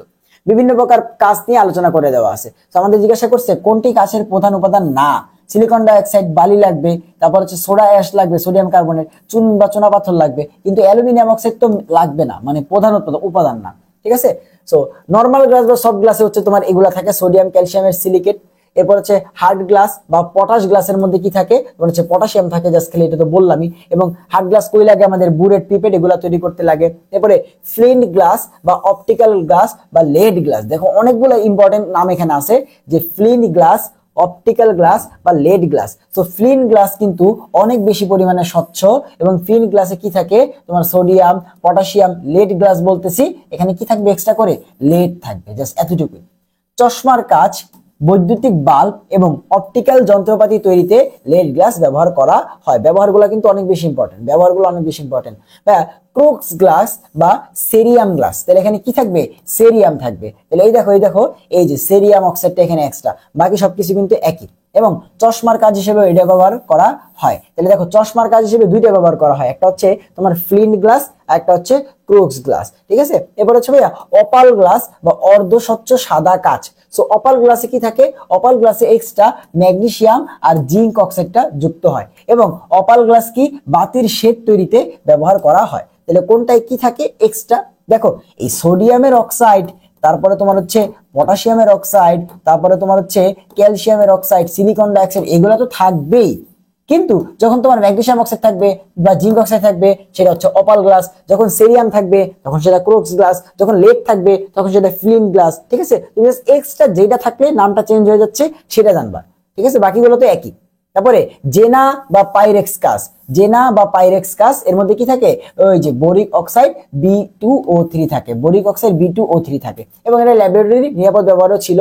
এবং আমরা জানি যে ল্যাবরেটরির যত তোমার শক্ত জিনিসপাতি আছে সব এই পাইরেক্স কাচের তৈরি, তাই না, যত শক্ত জিনিসপাতি আছে সবই পাইরেক্স কাচের তৈরি।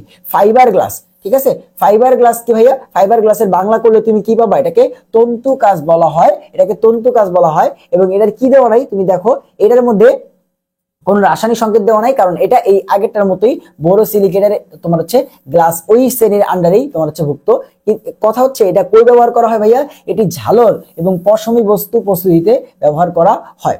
ল্যামিনেটেড সেফটি গ্লাস, ঠিক আছে, ল্যামিনেটেড সেফটি গ্লাস মানে কি, ওই দেখো আমাদের মোটর গাড়ির জানালার যে কাঁচগুলা, যেমন বাসের গ্লাস, তারপর হচ্ছে কাঁচ তোমার হচ্ছে ট্রাকের সামনের গ্লাস, ওগুলো কিন্তু অনেক তোমার হচ্ছে হার্ড থাকে, তাই না, তাহলে সেগুলোতে কি ব্যবহার করা হয়, ল্যামিনেটেড সেফটি গ্লাস ব্যবহার করা হয়। কালার্ড গ্লাস, আমাদের বিভিন্ন রঙিন গ্লাস ইউজ করতে হয়, তখন আমরা কি করি, ওই যে অবস্থান্তর ধাতুগুলার অক্সাইড মিক্স করি, যেমন হচ্ছে কাঁচগুলা কি হয় রঙিন হয়, ঠিক আছে। কাচের উপর নকশা, দেখো কাচের উপর নকশা মানে কি, ধরো এই যে আমার কাছে একটা কাচ আছে, তা আমি এখানে যদি একটা ফুল আঁকবো, ঠিক আছে, অনেক সুন্দর একটা, আমি এখানে একটা ফুল আঁকতে চাচ্ছি, তো এই ফুলটা আমি কেমনে আঁকবো কাচটার উপরে, তুমি চিন্তা করে দেখো, আমি যদি হচ্ছে এখানে গিয়ে তোমার ধরো ধারালো কিছু দিয়ে হচ্ছে খোদাই করতে থাকি, আমার কাজটা ভেঙে যাবে না। কাজ কি এরকম যে তুমি হচ্ছে এখানে ই করলা, স্ক্র্যাচ করতে করতে করতে করতে এখানে হচ্ছে গর্ত করে নকশা করবা না, কাজকে তুমি হচ্ছে চাইলে এই কাজটা করতে পারবে না, কারণ কাজকে যদি কোনো জায়গায় প্রেসার দেওয়া হয় কাজ ওখানে চট করে ভেঙে যাবে, ঠিক আছে। তাহলে কাচের উপর নকশা করতে হইলে বা কাচের উপরে খোদাই করতে হইলে আমাদের কি লাগবে, HF লাগবে, যেটা আমরা আগেও করে আসছিলাম যে কাচের উপর নকশা করা হয় কাকে দিয়ে, HF কে দিয়ে, অনেক বেশি ইম্পর্টেন্ট, ইংরেজিতে বলা হয় এচিং, কাচের উপরে এচিং করা হয় বা নকশা করা হয় কি দিয়ে, HF কে দিয়ে। HF কে দিয়ে কি হয়, প্রথমত দেখো কাচের যে উপাদান সোডিয়াম সিলিকেট, এটার সাথে HF বিক্রিয়া করে ফেলে, বিক্রিয়া করে তৈরি করে সিলিসিক অ্যাসিড, বিক্রিয়া করে কি তৈরি করে ভাইয়া, সিলিসিক অ্যাসিড। তাহলে অনেক বেশি ইম্পর্টেন্ট যে কাচের তোমার হচ্ছে উপর নকশা করা হয় কি দিয়ে, HF দিয়ে, কারণ HF কাচকে ক্ষয় করতে পারে, তো এই জন্য HF দিয়ে হচ্ছে নকশাটা করা হয়। দুইটা প্রশ্ন এখান থেকে যে ভাইয়া কাচকে ক্ষয় করে কে, HF, কাচের উপর নকশা করা হয় কোনটি দিয়ে, HF। এরপর হচ্ছে ভাই বুলেট প্রুফ গ্লাস, তো তোমরা অনেক শুনে থাকছো যে ভাইয়া bullet proof glass, bullet proof glass, তো এটা সম্পর্কে প্রশ্ন তোমার, এটা সম্পর্কে তুমি হচ্ছে প্রশ্নের জন্য না হইলেও তোমার যে ইন্টারেস্টের জায়গা সেখান থেকেও তুমি কিন্তু পড়তে পারো যে তোমার এখানে কি থাকে, ঠিক আছে। তো আলটিমেটলি আর বুলেট প্রুফ গ্লাস কে ইউজ করে, তোমার নিরাপত্তার সাথে, তাই না, যেন হচ্ছে অনেক তোমার নামি দামি ব্যক্তি তারা হচ্ছে এই জিনিসগুলো ইউজ করে, যেন হচ্ছে কেউ যদি তোমার হচ্ছে আক্রমণ করে তাহলে যেন ওই বুলেট প্রুফ গ্লাসটা কি করতে পারে, তাকে সেফটি দিতে পারে। সো এই গেল কাচ। এবারে ভাই সিরামিক, তো সিরামিক থেকেও আমাদের কিছু ইম্পর্টেন্ট জিনিসপাতি আছে, একটু নিচের দিকে আসো। সিরামিক তৈরি করা হয় কি দিয়ে, প্রথমত সিরামিক কিন্তু কাদা থেকে তৈরি করা হয়, সো এই কাদাকে কি বলা হয় ভাইয়া, চায়না ক্লে, ঠিক আছে, কেউলিন বা এটাকে আমরা বলি হচ্ছে কাদামাটি। সো এই কাদামাটিকে ফার্স্টে শেপ দেওয়া হয়, প্লেটের শেপ, সেটাকে গরম করা হয়, পোড়ানো হয়, তারপরে সেখান থেকে আস্তে আস্তে সিরামিক তৈরি হয়। তাহলে এই যে সিরামিক তৈরির মূল উপাদানের মধ্যে কি আছে ভাইয়া, চায়না ক্লে বা এটার আরেক নাম হচ্ছে কেউলিন বা এটার মানে হচ্ছে কাদামাটি। পরীক্ষাতে বলে কেউলিন, কাদামাটি বা চায়না ক্লের সংকেত কি, চায়না ক্লের সংকেত হচ্ছে অ্যালুমিনিয়াম অক্সাইড, 2 মোল সিলিকন ডাইঅক্সাইড এবং 2 মোল পানি। অ্যালুমিনিয়াম অক্সাইড, 2 মোল সিলিকন ডাইঅক্সাইড এবং 2 মোল পানির তোমার হচ্ছে যে যৌগটা তাকে বলা হয় কি ভাইয়া, তাকে বলা হয় হচ্ছে তোমার চায়না ক্লে বা কাদামাটি। এরপরে সিলিকা বা হচ্ছে তোমার কোয়ার্টস ব্যবহার করা হয় বা বালি ব্যবহার করা হয়, ঠিক আছে, বালি ব্যবহার করা হয়। এরপরে ভাইয়া বিভিন্ন ফেলসপার ব্যবহার করা হয়, যেমন পটাশিয়াম ফেলসপার, তারপরে সোডা ফেলসপার, যেমন পটাশ ফেলসপার, সোডা ফেলসপার, তারপরে লাইম ফেলসপার। পটাশ ফেলসপারে থাকবে পটাশিয়াম, সোডা ফেলসপারে থাকবে সোডিয়াম এবং তোমার লাইম ফেলসপারে থাকবে হচ্ছে ক্যালসিয়াম, ঠিক আছে। ওকে ওকে এবার হচ্ছে বিগালোক। বিগালোক হিসেবে কি ইউজ করা হয় ভাইয়া? বিগালোক হিসেবে তোমার দেখো গলন তাপমাত্রা হ্রাস করার জন্য বিগালোক হিসেবে ফেলসপার ব্যবহার করা হয়। এই ফেলসপার গুলা কি হিসেবে ব্যবহার করা হয়? বিগালোক হিসেবে। তারপরে হচ্ছে সিরামিক শিল্পে ব্যবহৃত অন্যান্য বিগালোক কি ভাইয়া? বোরাক্স। এই যে তোমার হচ্ছে ভাইয়া বিগালোক হিসেবে আমরা ফেলসপার ইউজ করলাম, এই ফেলসপারের বদলে আরো একটা জিনিস ইউজ করা হয়, সেটা কি? বোরাক্স। পরীক্ষাতে কতবার যে আসছে যে বোরাক্সের সংকেত কি? বোরাক্সের সংকেত হচ্ছে Na2B4O7 ইন্টু 10 মোল পানি ইন্টু 10 মোল পানি। এই যৌগটাকে বলা হয় হচ্ছে ভাইয়া বোরাক্স, বা এটার আরেক নাম হচ্ছে সোহাগা। বোরাক্স বা হচ্ছে তোমার সোহাগা, ঠিক আছে। তো পরীক্ষাতে আসে বোরাক্সের সংকেত কোনটি বা সোহাগার সংকেত কোনটি। এরপরে ক্রায়োলাইট। ক্রায়োলাইটের মধ্যে কি থাকে? 3 মোল সোডিয়াম ফ্লোরাইড এবং 1 মোল AlF3। এই যৌগটাকে বলা হয় ক্রায়োলাইট। সো এই ক্রায়োলাইট এবং হচ্ছে বোরাক্স এগুলো কি ইউজ করা হয়? তোমার হচ্ছে বিগালোক হিসেবে সিরামিক শিল্পে ব্যবহার করা হয়। সো প্রশ্ন আসবে যে সিরামিক শিল্পে বিগালোক হিসেবে ব্যবহার করা হয় কোনটি? ক্রায়োলাইট থাকবে অপশনে, বোরাক্স থাকবে, ঠিক আছে, তখন তুমি দাগাবা।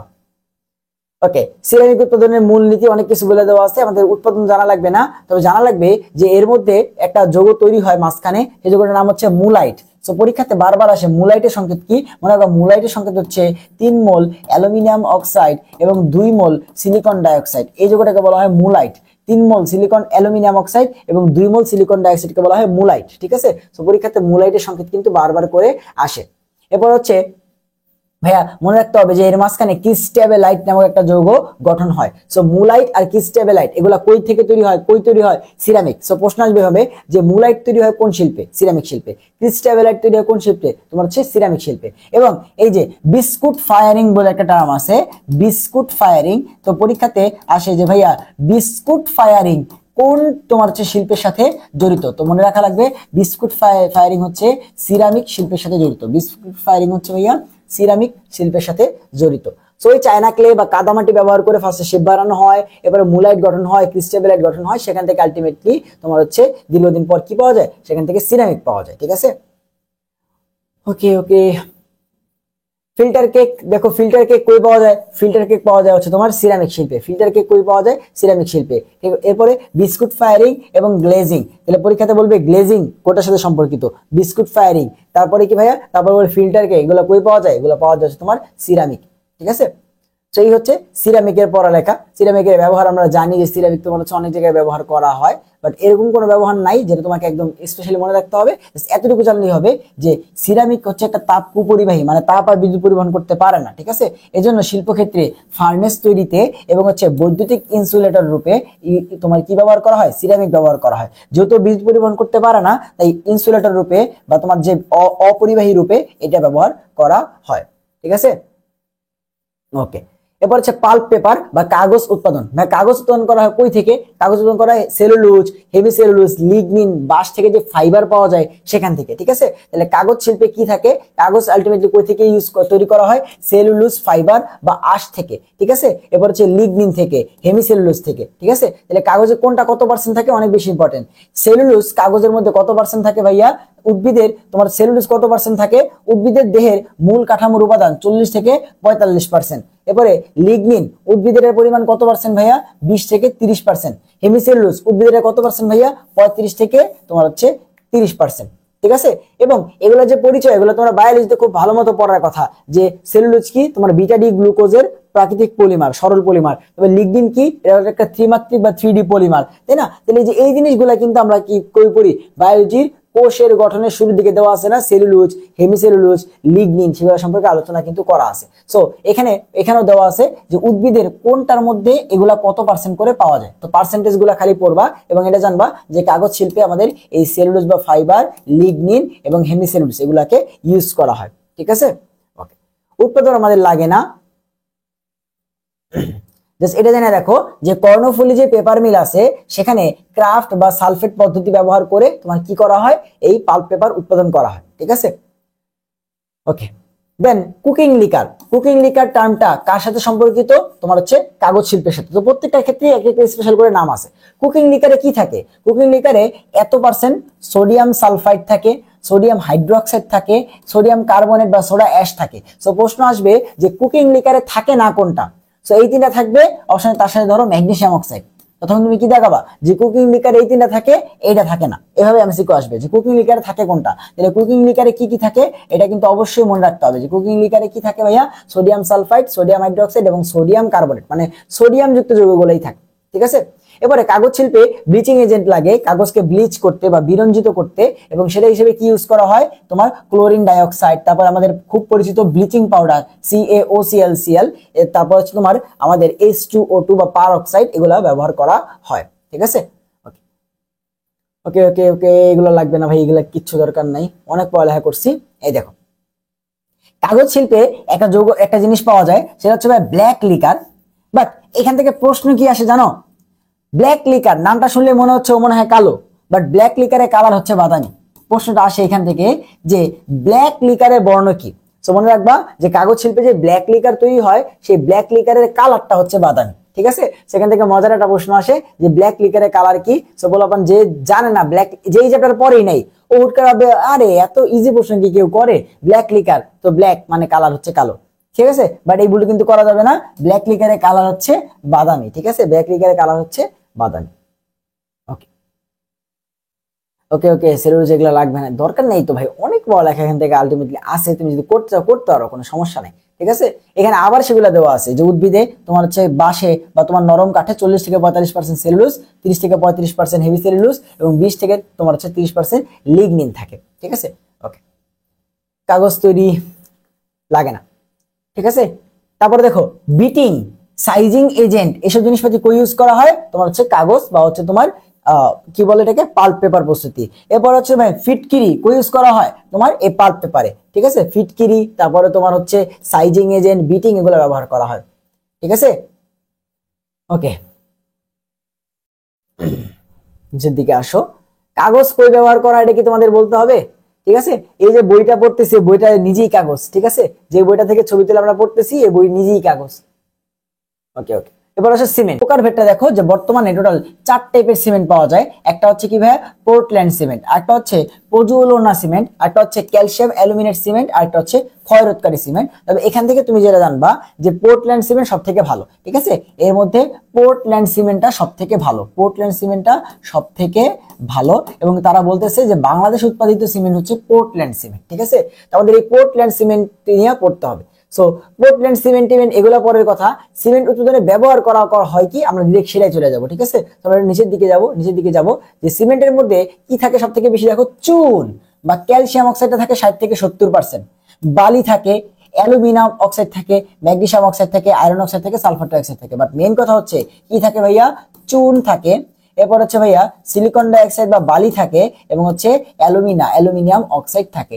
এগুলো থেকে আলটিমেটলি আমাদের সিমেন্ট প্রস্তুত করা হয়। ঠিক আছে, তো নিচের দিকে আসো। আচ্ছা, তো সিমেন্ট প্রস্তুত করতে গেলে 2 টাইপের পদার্থ থাকে, একটা হচ্ছে ক্যালকেরিয়াস জাতীয় পদার্থ, আর একটা হচ্ছে আর্জেলিয়াস জাতীয় পদার্থ। তো পরীক্ষাতে এখান থেকে এমসিকিউ আসে যে নিচের কোনটি ক্যালকেরিয়াস জাতীয় পদার্থ, নিচের কোনটি আর্জেলিয়াস জাতীয় পদার্থ। মনে রাখবা ভাইয়া, ক্যালকেরিয়াস জাতীয় পদার্থ হচ্ছে ক্যালসিয়াম জাতীয় যৌগ যেগুলো আছে সেগুলা। ক্যালকেরিয়াস জাতীয় পদার্থ কোনগুলা? যারা হচ্ছে ক্যালসিয়াম জাতীয় যৌগ সেগুলা। তো দেখো যে চুন, এর মধ্যে কি আছে? ক্যালসিয়াম আছে, তাহলে এটা হচ্ছে ক্যালকেরিয়াস। আর তোমার কাদামাটি বা এটাকে বলা হয় আর্জেলিয়াস। কাদামাটি একটু আগে পড়ে আসছি, কাদামাটি কি ভাইয়া?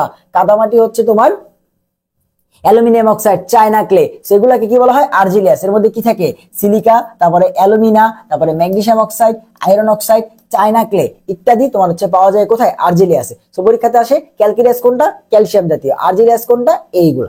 ঠিক আছে। ওকে, এবার নিচের দিকে আসো। পোর্টল্যান্ড সিমেন্ট, আচ্ছা দরকার নেই, এগুলো আমাদের অনেক কথাবার্তা বলে দেওয়া আছে। আচ্ছা, পোর্টল্যান্ড সিমেন্টে টোটাল 4টা মৌল উপাদান থাকে, আমাদের এটা লাগবে যে পোর্টল্যান্ড সিমেন্টে টোটাল 4টা মৌল উপাদান থাকে। প্রথমত দেখো যে প্রধানতম উপাদান হচ্ছে ট্রাই ক্যালসিয়াম সিলিকেট, এগুলো বারবার পর একটু মনে রাখার চেষ্টা করবা। দ্বিতীয় উপাদান হচ্ছে ডাই ক্যালসিয়াম সিলিকেট, এখন এমনি মনে রাখতে পারবা কেমনে? দেখো বলছে দ্বিতীয় উপাদান, তো তুমি দেখবা ডাই ক্যালসিয়াম সিলিকেট। তৃতীয় উপাদান তুমি দেখবা ট্রাই ক্যালসিয়াম সিলিকেট। চতুর্থ উপাদান তুমি দেখবা টেট্রা ক্যালসিয়াম সিলিকেট। তো প্রথমটা যদি একবার পড়ো যে প্রধানতম হচ্ছে ট্রাই ক্যালসিয়াম সিলিকেট, আর বাকিগুলো এখন তুমি এমনি পড়তে পারবা যে ভাইয়া দ্বিতীয় উপাদান হচ্ছে ডাই ক্যালসিয়াম সিলিকেট, তৃতীয়টা হচ্ছে ট্রাই ক্যালসিয়াম অ্যালুমিনেট, চতুর্থ টেট্রা ক্যালসিয়াম অ্যালুমিনেট ফেরাইড। ঠিক আছে, অর্থাৎ এই যে 4-এর সময় 4 আছে, 3-এর সময় 3 আছে, 2-এর সময় 2 আছে, 1-এর সময় 3, এটা একটু কষ্ট করে মনে রাখা লাগবে। ঠিক আছে, ওকে ওকে ওকে ওকে। পোর্টল্যান্ড সিমেন্ট উৎপাদনের মূলনীতি, সো পোর্টল্যান্ড উপাদান এর মূলনীতি দেওয়া আছে। তো এখানে দেখো যে সিমেন্ট উৎপাদন করার ক্ষেত্রে কখনো কি উৎপন্ন হয়, তোমার হচ্ছে জিপসাম উৎপাদন করা হয়। আমি নিচে একটু দেখবো, তার আগে আমরা জিপসামের সংকেত দেখা যায়। বা জিপসাম কি, ক্যালসিয়াম সালফেট, ক্যালসিয়াম সালফেট এটার সাথে 2 মোল পানি, এটাকে বলা হচ্ছে ভাই জিপসাম। ক্যালসিয়াম সালফেটের সাথে 2 মোল পানি, এটাকে বলা হচ্ছে জিপসাম। ঠিক আছে, জিপসাম কো ইউজ করা হয় ভাইয়া, পরিবেশ রসায়নে ছিল যে জিপসাম হচ্ছে ড্রাই ওয়াল তৈরিতে ব্যবহার করা হয়। জিপসাম হচ্ছে ড্রাই ওয়াল তৈরিতে ব্যবহার করা হয়। উৎপাদনের পদ্ধতি আমাদের লাগবে না, অনেক কিছু এখানে দেওয়া আছে, দরকার নাই। নিচের দিকে আসো, শুষ্ক পদ্ধতি, আর্দ্র পদ্ধতি, দরকার নেই। ওকে, লাগবে না লাগবে না, অনেক কথা বলে দেওয়া আছে। সিমেন্ট উৎপাদনে তাপমাত্রা দরকার নেই। নিচের দিকে আসো, নিচের দিকে আসো, ক্লিংকার, জিপসাম, অনেক কথা বলে দেওয়া আছে। ঠিক আছে, সিমেন্টের জমাট বাঁধা, এখানে তোমাকে একটু পড়ালেখা আছে, সিমেন্টের জমাট বাঁধা। ঠিক আছে, সো সিমেন্ট যে জমাট বাঁধে, সিমেন্টের কাজ কি, তোমার হচ্ছে দুইটা ইটের মাঝখানে সিমেন্ট দেয়, একটার পর একটা সিমেন্ট দিয়ে দিয়ে দিয়ে দিয়ে জোড়া দেয়, তাই না? সিমেন্টের কাজ কি, তোমার হচ্ছে জমাট বাঁধা। তো সিমেন্টের জমাট বাঁধা এই জিনিসটা কিভাবে হয়, সিমেন্টে তোমার আমরা যখন পানি মিশাই, কি করে, পানি মিশিয়ে তোমার হচ্ছে কাজ করে তারপরে সিমেন্টটাকে তোমার চিটির উপর দেয়, সেখানে আটা ইট দেয়, তারপর জমাট বেঁধে তো তার হচ্ছে কি করে, তোমার হচ্ছে লেগে যায়, শক্ত হয়, তাই না? তাহলে সিমেন্টে আমরা যখন হচ্ছে পানি মিশাই, তখন সিমেন্টের যে উপাদানগুলো আছে সেগুলো বিক্রিয়া করে তোমার হচ্ছে ক্যালসিয়াম আর অ্যালুমিনিয়ামের তোমার হচ্ছে ছোট ছোট কেলাস তৈরি করে। ওই কেলাসগুলা কঠিন পদার্থ, এবং কঠিন পদার্থগুলো শক্ত হয়ে আলটিমেটলি হচ্ছে জমাট বাঁধার কাজটা করে। এভাবে হচ্ছে সিমেন্ট কি করে ভাই, জমাট বাঁধে। এখন কথা হচ্ছে ভাইয়া, এই সিমেন্টের যে জমাট বাঁধানোর এই কাজটা করতেছে কে, সিমেন্টের যে মূল উপাদান তার নাম কি, ট্রাই ক্যালসিয়াম অ্যালুমিনেট। এটা কি করতেছে, সিমেন্টটাকে জমাট বাঁধতে সাহায্য করতেছে বা জমাট বাঁধাটা দ্রুত করতেছে। সিমেন্টের উপাদান ট্রাই ক্যালসিয়াম এটাকে কি করে, তোমার হচ্ছে জমাট বাঁধতে সাহায্য করে এবং দ্রুত জমাট বাঁধায়। এখন যদি শুধুমাত্র ট্রাই ক্যালসিয়াম অ্যালুমিনেট দিতাম, তাহলে যেটা হয়তো, আমি ধরো হচ্ছে এখানে একটা ইট রাখলাম, তার উপর একটু সিমেন্ট দিলাম, দিয়ে এসে আমি যখন আরেকটা ইট এখানে রাখতে যাব, দেখলাম যে ওই সিমেন্ট আর ইট হচ্ছে তোমার শক্ত হয়ে বসে জোড়া লেগে গেছে। আমি যেখানে আরেকটা ইট উপরে দিব, সেই ইটটা কিভাবে দিব, আমাদের সিমেন্ট অলরেডি কি হয়ে গেছে, জমাট বেঁধে গেছে। তাহলে এত দ্রুত যদি হচ্ছে সিমেন্ট জমাট বাঁধা যায়, তাহলে তো আমরা কাজ করতে পারবো না। তাহলে আমরা যেটা করতে হবে, সিমেন্টকে জমাট বাঁধাতে হবে, ঠিক আছে, বাট সেটা একটু ধীরে আস্তে, ঠিক আছে, সেটা একটু আস্তে। তো সিমেন্টের জমাট বাঁধাটাকে ধীর করার জন্য আমাদের কি করতে হয়, জিপসাম ব্যবহার করতে হয়। জিপসাম কি করে, সিমেন্টের জমাট বাঁধাকে ধীর করে, সিমেন্টের জমাট বাঁধাকে মন্থর বা স্লো করে কে, জিপসাম। অনেক বেশি ইম্পর্টেন্ট, অনেকবার করে পরীক্ষাতে আসছে, সিমেন্টের জমাট বাঁধাকে মন্থর করে কে, সিমেন্টের জমাট বাঁধাকে স্লো করে কে, gypsum gypsum gypsum gypsum gypsum.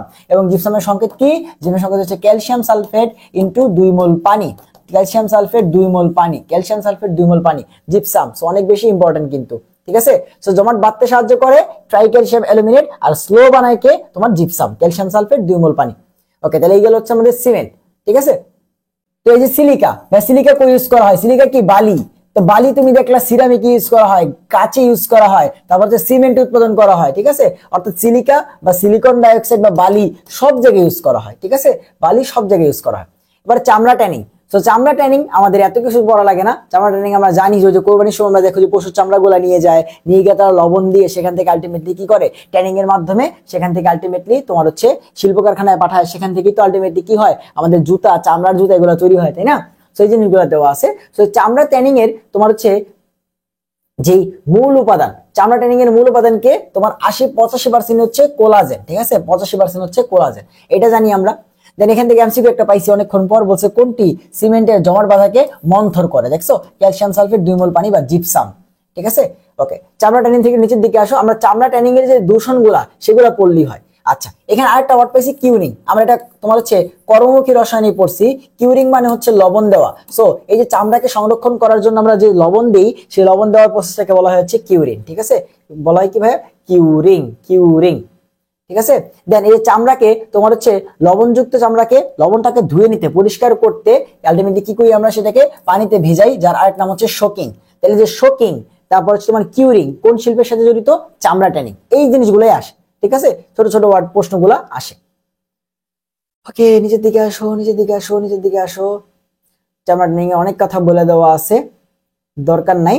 আচ্ছা, এই যে একটা ইম্পর্টেন্ট এমসিকিউ, যে কলিচুন বা শার্পেনিং এজেন্ট দ্বারা চামড়া থেকে পশুর লোম ছাড়ানো সহজ হয়। তো পরীক্ষাতে আসবে যে কোনটির মাধ্যমে তোমার হচ্ছে চামড়া থেকে পশুর লোম ছাড়াইতে সহজ হয়, কলিচুন এবং হচ্ছে শার্পেনিং এজেন্ট, কলিচুন এবং হচ্ছে শার্পেনিং এজেন্ট, শার্পেনিং এজেন্ট। ওকে ওকে ওকে। পিকলিং, পিকলিং কার সাথে সম্পর্কিত? পিকলিং হচ্ছে তোমার চামড়া ট্যানিং এর সাথে সম্পর্কিত।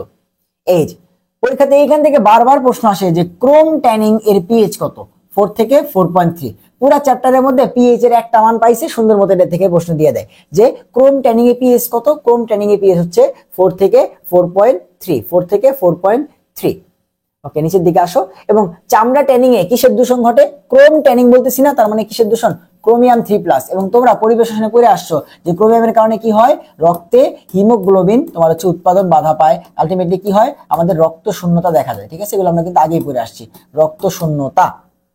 ঠিক আছে, সো ক্রোম ট্যানিং এর মূলনীতি দেওয়া আছে, সেখান থেকে ক্রোমিয়াম আসবে, ক্রোমিয়াম গিয়ে কি করবে, আমাদের পরিবেশকে দূষণ করবে। ঠিক আছে, তাহলে আমাদের তোমার ট্যানারিতে বা চামড়া শিল্পে আলটিমেটলি কি হয়, তোমাদের হচ্ছে ক্রোমিয়ামের দূষণ হয়, ক্রোমিয়ামের দূষণ। এই বারবার করে আসে যে কোনটি ইউজ হয়, তোমার হচ্ছে ক্রোমিয়ামের দূষণ, ক্রোমিয়ামের দূষণ। ঠিক আছে, এটা আলটিমেটলি অনেক জটিল প্রক্রিয়া, এগুলো যেমনে মনে করতেছি যে রাজখালি হচ্ছে চামড়া লবণ দিলাম ই করলাম সেখান থেকে একটা চামড়া জুতা তৈরি হয়ে গেল, সেটা না, কিন্তু অনেক বড় বড় প্রসেস। ঠিক আছে, তো অনেক কিছু এখানে আলোচনা করা আছে, অনেক কিছু এখানে আলোচনা করা আছে, বাট আমাদের দরকার নেই। আমাদের যে এমসিকিউর জন্য যেহেতু আমরা পড়তেছি এবং কখর জন্য আমাদের স্পেশাল একদম গুরুত্বপূর্ণ জিনিসগুলাই লাগবে। ঠিক আছে, আছে তো অনেক কিছু, বাট পড়া আসলে পসিবল না এখানে যত কিছু আছে। ঠিক আছে, সিমেন্ট শিল্পের দূষক সমূহ দেখো। সিমেন্টে তোমার হচ্ছে দূষক কারা কারা আছে? সিমেন্টে কি আছে ভাইয়া? তোমার হচ্ছে ডাস্ট জাতীয় পদার্থ আছে। সিমেন্টের গুঁড়া নাক দিয়ে গেলে আমাদের শ্বাসকষ্ট হইতে পারে, তাই না? তাহলে সিমেন্টের ভিতরে কি আছে? বালি আছে, সেগুলো আলটিমেটলি কি আমাদের জন্য ক্ষতিকর, সেগুলো বলে দেওয়া আছে। ঠিক আছে, ঠিক আছে। তো সিমেন্ট শিল্পের দূষক আহামরি কিছু না। ইউরিয়া শিল্পের দূষক, সো ইউরিয়াতে আলটিমেটলি কি ইউজ করো তুমি? কার্বন ডাইঅক্সাইড ইউজ করো। ভাই কার্বন ডাইঅক্সাইড কি? এটা কি ভাইয়া? এটা হচ্ছে একটা গ্রিন হাউস গ্যাস না? এটা একটা গ্রিন হাউস গ্যাস না, তাই তো? গ্রিন হাউস ইফেক্টে কি কার্বন ডাইঅক্সাইড মেইন ভূমিকা পালন করে? কত পার্সেন্ট? 50%। পরিবেশ দূষণ আমরা পড়ছি। তাহলে এই যে ইউরিয়া থেকে কি পাওয়া যায়? কার্বন ডাইঅক্সাইড, যেটা কিন্তু আলটিমেটলি কি একটা গ্রিন হাউস গ্যাস। ওকে, এতক্ষণ পর্যন্ত আমরা যা পড়ছি সেগুলোর মধ্যে দূষক গুলো আলোচনা করা আছে। চামড়া শিল্পের দূষক একটু আগে দেখলাম, চামড়া শিল্পে কি ক্রোম ট্যানিং, তার ক্রোমিয়াম এখানে ইউজ করা হয়। তারপর এখানে কি তোমার হচ্ছে প্রচন্ড গন্ধ আসে, যেখানে ট্যানারি তার আশেপাশে প্রচন্ড গন্ধ আসে, তাই না? কারণ কি একটা পশুর চামড়া, শরীরের অংশ, সেগুলোকে লবণ টবণ দিয়ে দীর্ঘদিন সংরক্ষণ করা হয়। ঠিক আছে, তারপর এখান থেকে ক্রোম ট্যানিং এর এখানে বাতাসে তোমার হচ্ছে পচা গন্ধ, H2S এর গন্ধ চারপাশে ছড়ায় যায়। ঠিক আছে, বাইরের যে চামড়া ট্যানিং এর আশপাশে যে এরিয়া, পুরা এরিয়াতে তোমার হচ্ছে গন্ধে আসলে থাকা যায় না। ঠিক আছে, ওকে। দেন এই দেখো যে বাতাসে বাতাসে 20 ppm বা 20 মিলিগ্রাম পার মিটার H2S মানুষের বিষক্রিয়ায় মানুষের মৃত্যু ঘটতে পারে, মানুষের মৃত্যু ঘটতে পারে। এবং সর্বোচ্চ কতটুকু?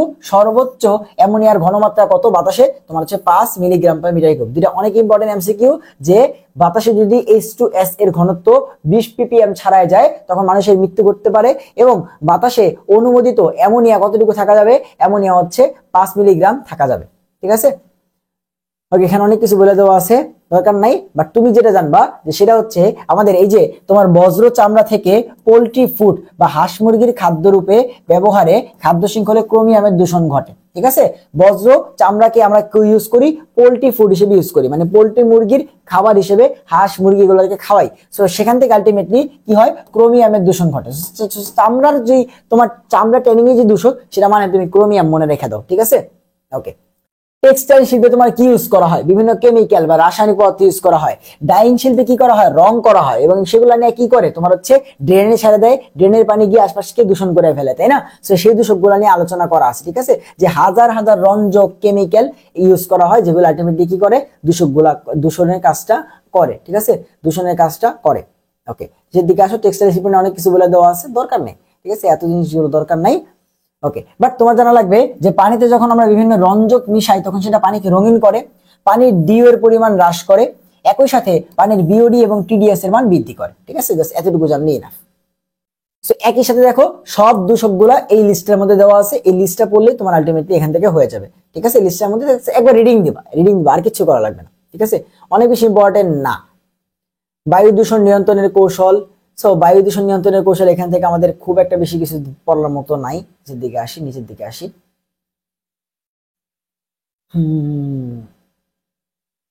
এই যে আমাদের বায়ু দূষণ করার জন্য আমরা যে ক্যাটালাইটিক কনভার্টার ইউজ করি, সেই ক্যাটালাইটিক কনভার্টারে প্রভাবক হিসেবে কি ইউজ করা হয়? দেখো, ক্যাটালাইটিক কনভার্টারে প্রভাবক হিসেবে ব্যবহার করা হয় যে তোমার কি প্লাটিনাম, প্যালাডিয়াম বা রোডিয়াম। সো পরীক্ষাতে প্রশ্ন আসে যে ক্যাটালাইটিক কনভার্টারে প্রভাবক হিসেবে ব্যবহার করা হয় কোনটি? প্লাটিনাম, প্যালাডিয়াম বা রোডিয়াম। ঠিক আছে, প্লাটিনাম, প্যালাডিয়াম বা রোডিয়াম। ঠিক আছে, প্লাটিনাম, প্যালাডিয়াম বা রোডিয়াম। ওকে, দেন আমাদের মনে আছে কিনা যে আমরা বায়ু থেকে sulphur dioxide gas, flue gas desulphurisation করছিলাম, যেটা আমরা এফজিডি প্ল্যান্ট বলি। সেই এফজিডি প্ল্যান্ট আলটিমেটলি কি একটা গ্যাসকে তোমার হচ্ছে দূর করতেছে। তাহলে এই টপিকটার নাম কি? টপিকটার নাম হচ্ছে যে ভাই গ্যাসীয় দূষককে তুমি হচ্ছে নিয়ন্ত্রণ করবা, তাই না? তাহলে ওই যে এফজিডি প্ল্যান্টের ওটা আলটিমেটলি কি ছিল? এই টপিকের আন্ডারেই ছিল। ঠিক আছে, ওকে। এবার ইটিপি, উপরেটা গেল কি গ্যাসীয় পদার্থ নিয়ন্ত্রণ, আর ইটিপি মানে হচ্ছে তোমার তোমার তরল বা জলীয় পদার্থ তোমার হচ্ছে নিয়ন্ত্রণ করা। ঠিক আছে, জলীয় পদার্থের দূষণ নিয়ন্ত্রণ করা। ঠিক আছে, জলীয় পদার্থের দূষণ নিয়ন্ত্রণ করা। সো পরীক্ষাতে আসে যে কোন জাতীয় বজ্রের জন্য ইটিপি? ইটিপি হচ্ছে তোমার তরল বজ্রের জন্য। ইটিপি হচ্ছে তরল বজ্রের জন্য। ইটিপি হচ্ছে তরল বজ্রের জন্য। ঠিক আছে, ওকে। নিচের দিকে আসো, লেখা আছে অনেক কিছু, বাট ওই স্পেসিফিক লাইনগুলা থেকেই প্রশ্ন আসে এই চ্যাপ্টারটাতে। ঠিক আছে, স্পেসিফিক জায়গা থেকেই প্রশ্নগুলা আসে। ওকে, এরপরের টপিকে আসো। আয়রন, অ্যালুমিনিয়াম, কপার, কাঁচ, কাগজ এগুলাকে রিসাইক্লিং প্রসেস। সো এখান থেকে আমাদের একদম স্পেসিফিক জিনিস পড়তে হবে। একটু নিচের দিকে চলে আসো, যে এমসিকিউটা আসে সেটা আরো নিচের দিকে আছে। নিচে আসো, নিচে আসো, নিচে আসো, নিচে আসো। অ্যালুমিনিয়াম এখান থেকে প্রশ্ন আসে না, কপার এইখান থেকে প্রশ্ন আসে যে ভাইয়া কপার হচ্ছে 100% রিসাইক্লিং যোগ্য একটা ধাতু। তুমি কপারকে বা তামাকে 100% রিসাইকেল করতে পারবা, এখান থেকে প্রশ্ন আসে। ঠিক আছে, এই এমসিকিউটাই আসবে এখান থেকে, আসলে এই এমসিকিউটাই মেইনলি আসে। কাঁচ, কাঁচও একটা 100% রিসাইক্লেবল যোগ্য। ঠিক আছে, 100% রিসাইকেবল তোমার হচ্ছে রিসাইক্লিং যোগ্য একটা পদার্থ। কাঁচও 100% রিসাইক্লিং যোগ্য একটা পদার্থ। তাইলে অ্যান্সার কি কি? যে 100% রিসাইক্লিং। এই প্রশ্ন আসলে অ্যান্সার হবে হচ্ছে দুইটা, কাঁচ এবং হচ্ছে কপার। কাঁচ এবং হচ্ছে কপার। সো কপার কিন্তু বাংলাতে আসতে পারে যে তামা। ঠিক আছে, ওকে ওকে। সামাজিক ক্ষেত্রে এগুলার গুরুত্ব, আচ্ছা কাঁচ, তারপরে কপার, তারপরে কাগজ, প্লাস্টিক কই ব্যবহার করে এগুলা বলে দেওয়া আছে। সেগুলা কি কেমিস্ট্রি বই থেকে পড়তে হবে? কোনো দরকার নাই। ঠিক আছে, তো নিচের দিকে আসো, কোনো দরকার নেই আমাদের এগুলা। ওকে ওকে, অনেক কিছু বলে দেওয়া আছে, বলুক তারা। ঠিক আছে, তারা বলার কাম বলে রাখছে, আমি হচ্ছে স্কিপের কাজ স্কিপ করব। ঠিক আছে,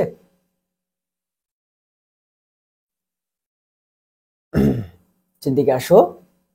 কাজ কাজ কাজ নিয়ে অনেক পড়ালেখা করছি, আর দরকার নেই, মানে মাফ করো কাজ আমাকে। তারপরে প্লাস্টিক দরকার নাই। নিচের দিকে আসো। ইট খোলা, ইট খোলার দূষণ একদম ছোটবেলা থেকে পড়ে আসতেছো ভাই, যে তোমার যে ইট খোলার মধ্যে কি হয়, সেখানে তোমার যে বায়ু দূষণ গুলো হয়, সেখানে carbon monoxide, sulphur dioxide, nitrogen dioxide এগুলো থাকে। এগুলো আলটিমেটলি এখান থেকে পড়ার কোনো কিছু নাই। ঠিক আছে, মানে ইটের ভাটার এই পড়ার এখান থেকে পড়ার কিছু নাই। নিচের দিকে আসো। কয়লা ভিত্তিক বিদ্যুৎ কেন্দ্রের সুবিধা অসুবিধা বলে দেওয়া আছে, তুমি একটু নিচের দিকে চলে আসবা। আমাদের মনে আছে কিনা যে আমরা টোটাল বাংলাদেশে কয়লার 55% ইউজ করি বিদ্যুৎ ক্ষেত্রে, সেখানে সেগুলো বলে দেওয়া আছে। ঠিক আছে, নিচের দিকে আসো। কয়লা ভিত্তিক বিদ্যুৎ কেন্দ্রের সুবিধা কি? এখানে অনেক কিছু বলে দেওয়া আছে, বাট তুমি জানবা যে কয়লা ভিত্তিক বিদ্যুৎ কেন্দ্রের এফিসিয়েন্সি, কর্মদক্ষতা এটা কত পার্সেন্ট? প্রায় 35%। ঠিক আছে, কয়লা ভিত্তিক বিদ্যুৎ কেন্দ্রের তোমার কর্মদক্ষতা হচ্ছে 35%। তার মানে তুমি যদি হচ্ছে 100% ওকে ইনপুট দাও, তার মধ্যে মাত্র 35% তোমাকে কি করবে? বিদ্যুৎ দিবে। 100% কয়লা ইউজ করলে সেখান থেকে 35% হচ্ছে বিদ্যুৎ সে সাপ্লাই করতে পারে। ঠিক আছে, কয়লা ভিত্তিক বিদ্যুৎ কেন্দ্রের এফিসিয়েন্সি হচ্ছে 35% মাত্র। এবং এটা আরেকটা জায়গায় দেওয়া আছে, তুমি দেখো এটা দেওয়া আছে হচ্ছে তড়িৎ রসায়নের শেষের দিকে। তড়িৎ রসায়নের শেষের দিকে দেওয়া আছে যে হাইড্রোজেনের তোমার হচ্ছে হাইড্রোজেন ফুয়েল গ্যাসের ক্ষেত্রে তোমার এফিসিয়েন্সি হচ্ছে 75%, আর কয়লার হচ্ছে মাত্র 35%। ঠিক আছে, সো এটা এখানে দেওয়া আছে। দিকে আসো। আর এখানে হচ্ছে তোমার বিস্তারিত কথাবার্তা বলে দেওয়া আছে, দরকার নেই এত কিছু। ঠিক আছে, দেখো ছাইয়ের আরেক নাম হচ্ছে ফ্লাই অ্যাশ। ঠিক আছে, তো বই খাতে বলবে কোনটি হচ্ছে তোমার ছাই? ছাই হচ্ছে তোমার হচ্ছে ফ্লাই অ্যাশ। ন্যানো পার্টিকেল অনেক বেশি ইম্পর্টেন্ট, এই চ্যাপ্টার থেকে এখান থেকে এমসিকিউ আসে। ন্যানো পার্টিকেল থেকে এমসিকিউ আসে, ন্যানো পার্টিকেল থেকে এমসিকিউ আসে। তো এখান থেকে কি পড়তে হবে? ন্যানো, যারা ন্যানো স্কেলের মানে 10⁹ মিটারের মধ্যে, তারা হচ্ছে তোমার আলটিমেটলি কি ন্যানো পার্টিকেল, এবং এখানে একটা রেঞ্জ আছে। যারা হচ্ছে 1 থেকে 100 ন্যানোমিটারের মধ্যে, তাদেরকে আমরা বলি হচ্ছে ন্যানো পার্টিকেল। 1 থেকে 100 ন্যানোমিটারের মধ্যে থাকলে তাদেরকে আমরা বলি হচ্ছে ভাইয়া ন্যানো পার্টিকেল। এখন ন্যানো কণার বা ন্যানো পার্টিকেলের তিনটা ভাগ আছে। প্রথমত হচ্ছে ন্যানো লেয়ার। যদি যেই পার্টিকেল বা যে কণাটা সেটা যদি হচ্ছে 1 ডাইমেনশনাল হয়, 1D, তাহলে সেটা হচ্ছে ভাইয়া ন্যানো লেয়ার। যদি 2 ডাইমেনশনাল হয় তার নাম হচ্ছে ন্যানো টিউব। যদি 3 ডাইমেনশনাল হয় তার নাম হচ্ছে ন্যানো পার্টিকেল। এবং এগুলো সবগুলোই ন্যানো রেঞ্জের, অর্থাৎ 1 থেকে 100 ন্যানোমিটার, 1 থেকে 100 ন্যানোমিটার। তাহলে কিসের উপর ভিত্তি করে আলটিমেটলি ভাগটা হইলো? যদি 1 ডাইমেনশনাল হয় ন্যানো লেয়ার, 2 ডাইমেনশনাল হলে ন্যানো টিউব, 3 ডাইমেনশনাল হলে তার নাম হচ্ছে ন্যানো পার্টিকেল। ঠিক আছে, 2 ডাইমেনশনাল তোমার হচ্ছে ন্যানো পার্টিকেল। আর ন্যানো টিউবের আরেক নাম হচ্ছে ন্যানো ওয়্যার। ন্যানো টিউবের আরেক নাম হচ্ছে ন্যানো ওয়্যার। ন্যানো টিউবের আরেক নাম হচ্ছে ন্যানো ওয়্যার। ওকে, দেন ন্যানোমিটার সম্পর্কে একটু ধারণা দিচ্ছি তোমাকে প্র্যাকটিক্যাল, যে তুমি যদি হচ্ছে পাশাপাশি 4টা হাইড্রোজেন পরমাণু রাখো তাহলে সেটা প্রায় 1 ন্যানোমিটারের কাছাকাছি। একটা সাধারণ মানুষের চুলের ব্যাস হলো প্রায় 50,000 ন্যানোমিটার। আর চুল তো দেখা যায় তাই না চোখে, বাট 1 ন্যানোমিটার কিন্তু চোখে খুব ভালো মতো দেখা যায় না। তো চুলের যে ব্যাস সেটা হচ্ছে 50,000 ন্যানোমিটার। তাহলে বুঝতো 1 ন্যানোমিটার কত ছোট। ঠিক আছে, একটা চুল সেটার ব্যাস হতে পারে হচ্ছে 50,000 ন্যানোমিটার, তাহলে 1 ন্যানোমিটার কত ছোট। ব্যাকটেরিয়ার দৈর্ঘ্য প্রায় 1000 ন্যানোমিটার। ঠিক আছে, এগুলো বলে দেওয়া আছে। ন্যানো প্রযুক্তি এখান থেকে কি পড়তে হবে, একটু নিচের দিকে আসো। যে এই যে আমাদের নোরিও টনিগুচি, উনি কি করছে? নোরিও টনিগুচি যে কাজটা করছে, প্রথম ন্যানো টেকনোলজি বা ন্যানো প্রযুক্তি শব্দটা ব্যবহার করছে। নোরিও টনিগুচি কি করছে? নোরিও টনিগুচি প্রথমবারের মতো ন্যানো টেকনোলজি বা ন্যানো প্রযুক্তি এই ওয়ার্ডটা ইউজ করছে। ঠিক আছে, তো এরপরে আসো এখান থেকে কি পড়তে হবে, নিচের দিকে আসো। ন্যানো পার্টিকেলের বৈশিষ্ট্য দেওয়া আছে। ন্যানো পার্টিকেলের অনেকগুলো ব্যবহার আলটিমেটলি আমাদের প্রয়োজন হয়, মানে সব জায়গায় তুমি ন্যানো পার্টিকেল ইউজ করো। ঠিক আছে, ন্যানো পার্টিকেল অনেক জায়গাতে ইউজ করা হয়, যেটা আমরা নিচে দেখবো। বাট তার আগে আমাদের এখান থেকে ইম্পর্টেন্ট কিছু কথাবার্তা, যে ভাইয়া তোমার প্রশ্ন কি আসবে? প্রশ্ন আসবে নিচের কোনটি হচ্ছে তোমার ন্যানো পার্টিকেল। ঠিক আছে, নিচের কোনটি ন্যানো পার্টিকেল। সো আমাদের কেমিস্ট্রিতে গুরুত্বপূর্ণ কয়েকটা ন্যানো পার্টিকেল কি কি ভাইয়া? গুরুত্বপূর্ণ কয়েকটা ন্যানো পার্টিকেল হচ্ছে গ্রাফিন, প্রথম হচ্ছে গ্রাফিন। এরপরে ফুলারিন পড়ছো না জৈব যৌগে, ফুলারিন হচ্ছে একটা ন্যানো পার্টিকেল। ঠিক আছে, তারপর হচ্ছে carbon nano tube, carbon nano tube. এগুলা কি? এগুলো হচ্ছে ভাইয়া সব ন্যানো পার্টিকেল, এগুলো সব ন্যানো পার্টিকেল। সেখান থেকে এমসিকিউ আসবে, নিচের কোনটি ন্যানো পার্টিকেল। তুমি এখান থেকে মনে রাখবে গ্রাফিন, ফুলারিন এবং carbon nano tube. Carbon nano tube এগুলো হচ্ছে আমাদের কি? এগুলো হচ্ছে আমাদের ভাইয়া এক তোমার ন্যানো পার্টিকেল। এগুলো হচ্ছে সব থেকে, এগুলো হচ্ছে ন্যানো পার্টিকেল। এবার আসো, বিশ্বের সবচেয়ে ছোট টেস্ট টিউব হিসেবে পরিচিত হচ্ছে আমাদের carbon nano tube, CNT, carbon nano tube বিশ্বের সব থেকে ছোট টেস্ট টিউব হিসেবে পরিচিত। এবং আমরা দেখছিলাম যে টিউব কখন বলতেছিলাম ন্যানো টিউব, যখন সেটা ছিল 2 ডাইমেনশনাল। তাহলে কার্বন ন্যানো টিউব কতটা ডাইমেনশনাল? 2 ডাইমেনশনাল। ঠিক আছে, এর জন্য এদেরকে বলা হয় টিউব। ঠিক আছে, ওকে। দেন বলতেছে যে কার্বনের যে 40টারও বেশি রূপভেদ আছে, তার মধ্যে আমাদের হীরা, তারপরে ডায়মন্ড এবং হচ্ছে গ্রাফাইট, ফুলারিন, এগুলো নিয়ে আলোচনা আমরা বেশি করি তাই না? গ্রাফাইট বিদ্যুৎ পরিবহন করতে পারে, তারপরে ফুলারিন হচ্ছে কার্বন ন্যানো টিউব, তারপরে হচ্ছে তোমার আলটিমেটলি এখানে হীরক দেওয়া আছে, হীরা। ঠিক আছে, এবং এখানে বলে দেওয়া আছে যে হীরা বিদ্যুৎ পরিবহন করে না, কিন্তু গ্রাফাইট বিদ্যুৎ পরিবহন করে। এই জিনিসগুলো নিয়ে আলোচনা করে দেওয়া আছে। ওকে, ন্যানোর বৈশিষ্ট্যগুলো অনেক বেশি ইম্পর্টেন্ট। নিচের দিকে আসতেছে আমরা আস্তে আস্তে। ন্যানোর বর্ণ, ঠিক আছে, ন্যানোর বর্ণ তুমি হচ্ছে একটু দেখতে পারো। ঠিক আছে, ন্যানোর বর্ণ তুমি একটু দেখতে পারো যে তোমার সাধারণ অবস্থায় স্বর্ণের বর্ণ হচ্ছে সোনালী হলুদ, এটা আমরা চিনি, এবং সিলিকন হলো ধূসর। কিন্তু যখন ন্যানো পার্টিকেল আকারে থাকে, ন্যানো অবস্থায় থাকে, তখন স্বর্ণের এবং সিলিকনের কালার হয় লাল। ঠিক আছে, যখন ন্যানো অবস্থায় থাকে তখন এদের কালার হয় লাল। বাট এমনিতে কি হয়, স্বর্ণের যে আমরা টুকরা দেখি সেগুলো কি সোনালী হলুদ কালার, সিলিকন হচ্ছে ধূসর কালার, তাই না? তাহলে এমনি থেকে হচ্ছে এই কালার, বাট ন্যানো অবস্থায় কিন্তু এরা হচ্ছে লাল কালার। ঠিক আছে, ন্যানো অবস্থায় এরা হচ্ছে লাল কালার। ওকে, নিচের দিকে আসো, নিচের দিকে আসো, দরকার নেই এগুলা, গণনাঙ্ক দরকার নাই, সৌরশক্তির প্রভাব দরকার নাই, বিস্তরণ বল, বিদ্যুৎ সুপরিবাহিতা। ন্যানো পার্টিকেল গুলো আলটিমেটলি দেখবা বেশিরভাগ কি করতে পারে? বিদ্যুৎ পরিবহন করতে পারে। ঠিক আছে, ন্যানো পার্টিকেল গুলো বেশিরভাগ দেখবা বিদ্যুৎ পরিবহন করতে পারে। ঠিক আছে, ওকে। শিল্পক্ষেত্রে ন্যানোকণার ব্যবহার। ন্যানোকণা তোমার হচ্ছে এই যে ন্যানো পার্টিকেল গুলা বিভিন্ন বিক্রিয়াতে প্রভাবক হিসেবে ব্যবহার করা হয়। ন্যানো পার্টিকেল গুলা বিভিন্ন বিক্রিয়াতে কি হিসেবে ব্যবহার করা হয় ভাইয়া? প্রভাবক রূপে ব্যবহার করা হয়। বিভিন্ন বিক্রিয়াতে এরা কি হিসেবে ব্যবহার করা হয় ভাইয়া? প্রভাবক রূপে ব্যবহার করা হয়। পানি বিশোধনে ব্যবহার করা হয়, ব্যাকটেরিয়া প্রতিরোধে ব্যবহার করা হয়। ঠিক আছে, এখান থেকে ইম্পর্টেন্ট যেগুলো সেগুলো পড়ো। চিকিৎসা ক্ষেত্রে ক্যান্সারের কেমোথেরাপিতে ন্যানোকণার ব্যবহার কার্যকর প্রমাণিত হয়েছে। ঠিক আছে, মোটর ইঞ্জিনের দক্ষতা বৃদ্ধিতে ব্যবহার করা হয়। দেখো গাড়ির ইঞ্জিনে জিরকোনিয়াম অক্সাইড, তারপরে অ্যালুমিনা, এরপর হচ্ছে নিকোলাইট NiAs ইত্যাদি তোমার হচ্ছে ব্যবহার করা হয়, ন্যানোকণার প্রলেপ ব্যবহার করা হয়। বৈদ্যুতিক ক্ষেত্রের মধ্যে তোমার কি পড়তে হবে, একটু নিচের দিকে আসো, যে এই যে ন্যানোকণার বিশেষ চুম্বক ধর্মের কারণে কম্পিউটার এবং অন্যান্য যন্ত্রে মেমোরি সংরক্ষক তৈরির কাজে কি ব্যবহার করা হয়, এই ন্যানোকণা ব্যবহার করা হয়। ঠিক আছে, এবং সৌরশক্তি থেকে বিদ্যুৎ তৈরির ফটোসেলে যখন আমরা ন্যানোকণা ব্যবহার করি, সেই ন্যানোকণা ব্যবহার করলে ওই ফটোসেলের কর্মদক্ষতা অনেক গুণ পরিমাণে বেড়ে যায়। ঠিক আছে, ফটোসেলের তোমার হচ্ছে অনেক গুণ পরিমাণে বেড়ে যায়। এই ন্যানোকণা সেমিকন্ডাক্টরের মধ্যে ইউজ করা হয়। আমাদের যত ইলেকট্রনিক ডিভাইস আছে সবগুলোর মধ্যে সেমিকন্ডাক্টর আছে, আর সেই সেমিকন্ডাক্টরের মধ্যে ন্যানো পার্টিকেল কিন্তু ইউজ করা হয়। ঠিক আছে, ওকে। অপটিক্যাল ক্ষেত্রে ন্যানোকণার ব্যবহার এখান থেকে অনেক বেশি ইম্পর্টেন্ট, যে আমাদের সানস্ক্রিন যে আছে সেই সানস্ক্রিনের মধ্যে, লোশনের মধ্যে জিঙ্ক অক্সাইড ব্যবহার করা হয়। সেখান থেকে প্রশ্ন আসে যে সানস্ক্রিনে ব্যবহার করা হয় কি, সানস্ক্রিনে ন্যানোকণা হিসেবে জিঙ্ক অক্সাইড ব্যবহার করা হয়, জিঙ্ক অক্সাইডের ন্যানোকণা ব্যবহার করা হয়। ঠিক আছে, এরপরে বলতেছে যে টাইটানিয়াম অক্সাইড TiO2 ন্যানোকণা সানস্ক্রিন, লোশন বা ক্রিমে ব্যবহার করা হয়। তাহলে জিঙ্ক অক্সাইড এবং হচ্ছে টাইটানিয়াম অক্সাইড TiO2 দুটাকেই কই ব্যবহার করা হয়, সানস্ক্রিনে তোমার হচ্ছে লোশন হিসেবে ব্যবহার করা হয়। ঠিক আছে, ওকে। তারপরে কোয়ান্টাম ডটস, এই কোয়ান্টাম ডটস এর তোমার ব্যাস কত, 1 ন্যানোমিটার থেকে 10 ন্যানোমিটার। সো পরীক্ষাতে প্রশ্ন আসে যে কোয়ান্টাম ডটস এর ব্যাস কত, তুমি জানবা কোয়ান্টাম ডটস এর ব্যাস হচ্ছে তোমার 1 ন্যানোমিটার থেকে 10 ন্যানোমিটার, 1 ন্যানোমিটার থেকে 10 ন্যানোমিটার। ওকে ওকে ওকে। এমআরআই কনস্ট্যান্ট এজেন্ট যেমন প্যারাম্যাগনেটিক গ্যাডোলিনিয়াম GD3+, এগুলো আলটিমেটলি কি তোমার হচ্ছে, এগুলোতে যখন আমরা কোয়ান্টাম তোমার হচ্ছে ডট ইউজ করি তখন সেটা থেকে কি পাওয়া যায়, তোমার হচ্ছে এমআরআই যে ইমেজটা, ম্যাগনেটিক রেজোনেন্স ইমেজ, সেই ইমেজটা পাওয়া যায়। ঠিক আছে, তো এই হচ্ছে আমাদের এই চ্যাপ্টারটা, আমাদের ন্যানো পার্টিকেলটাই হচ্ছে এই চ্যাপ্টারের লাস্ট টপিক। তাহলে দেখো এই চ্যাপ্টারটাতে আসলে অনেক জায়গা আছে পড়ার মতো, বাট তোমাকে বুঝতে হবে যে তুমি আসলে কোন লাইনগুলো পড়বা, কোন লাইনগুলো স্কিপ করবা। তাহলে শুরু থেকে চিন্তা করে দেখো, এই চ্যাপ্টারটা শুরু হয়েছিল গ্যাস ক্ষেত্র দিয়ে, এরপরে কয়লা, এরপরে হচ্ছে তোমার আমরা পড়লাম কাঁচ, এরপরে সিরামিক, তারপর হচ্ছে তোমার কাগজ শিল্প, চামড়া ট্যানিং, তারপরে বায়ু দূষক, তারপরে তরল দূষকের জন্য ইটিপি, এরপর হচ্ছে আমাদের ন্যানোকণা। ঠিক আছে, মাঝখানে আমাদের রিসাইকেল নিয়ে একটু আলোচনা করা আছে। তাহলে এই হচ্ছে আমাদের অর্থনৈতিক রসায়ন চ্যাপ্টারটা। একটু বোরিং, পড়তে গেলে হচ্ছে তোমার মেজাজ খারাপ হয়ে যায় অনেক সময়, বা ঠান্ডা মাথায় তুমি একদম স্পেসিফিক লাইনগুলোকে দাগায় রাখবা হাইলাইটার দিয়ে, তুমি খালি জাস্ট ওই লাইনগুলোই পড়বা, তাহলে দেখবে এই চ্যাপ্টারটা পড়তে বিরক্তি একটু কম লাগে। ঠিক আছে,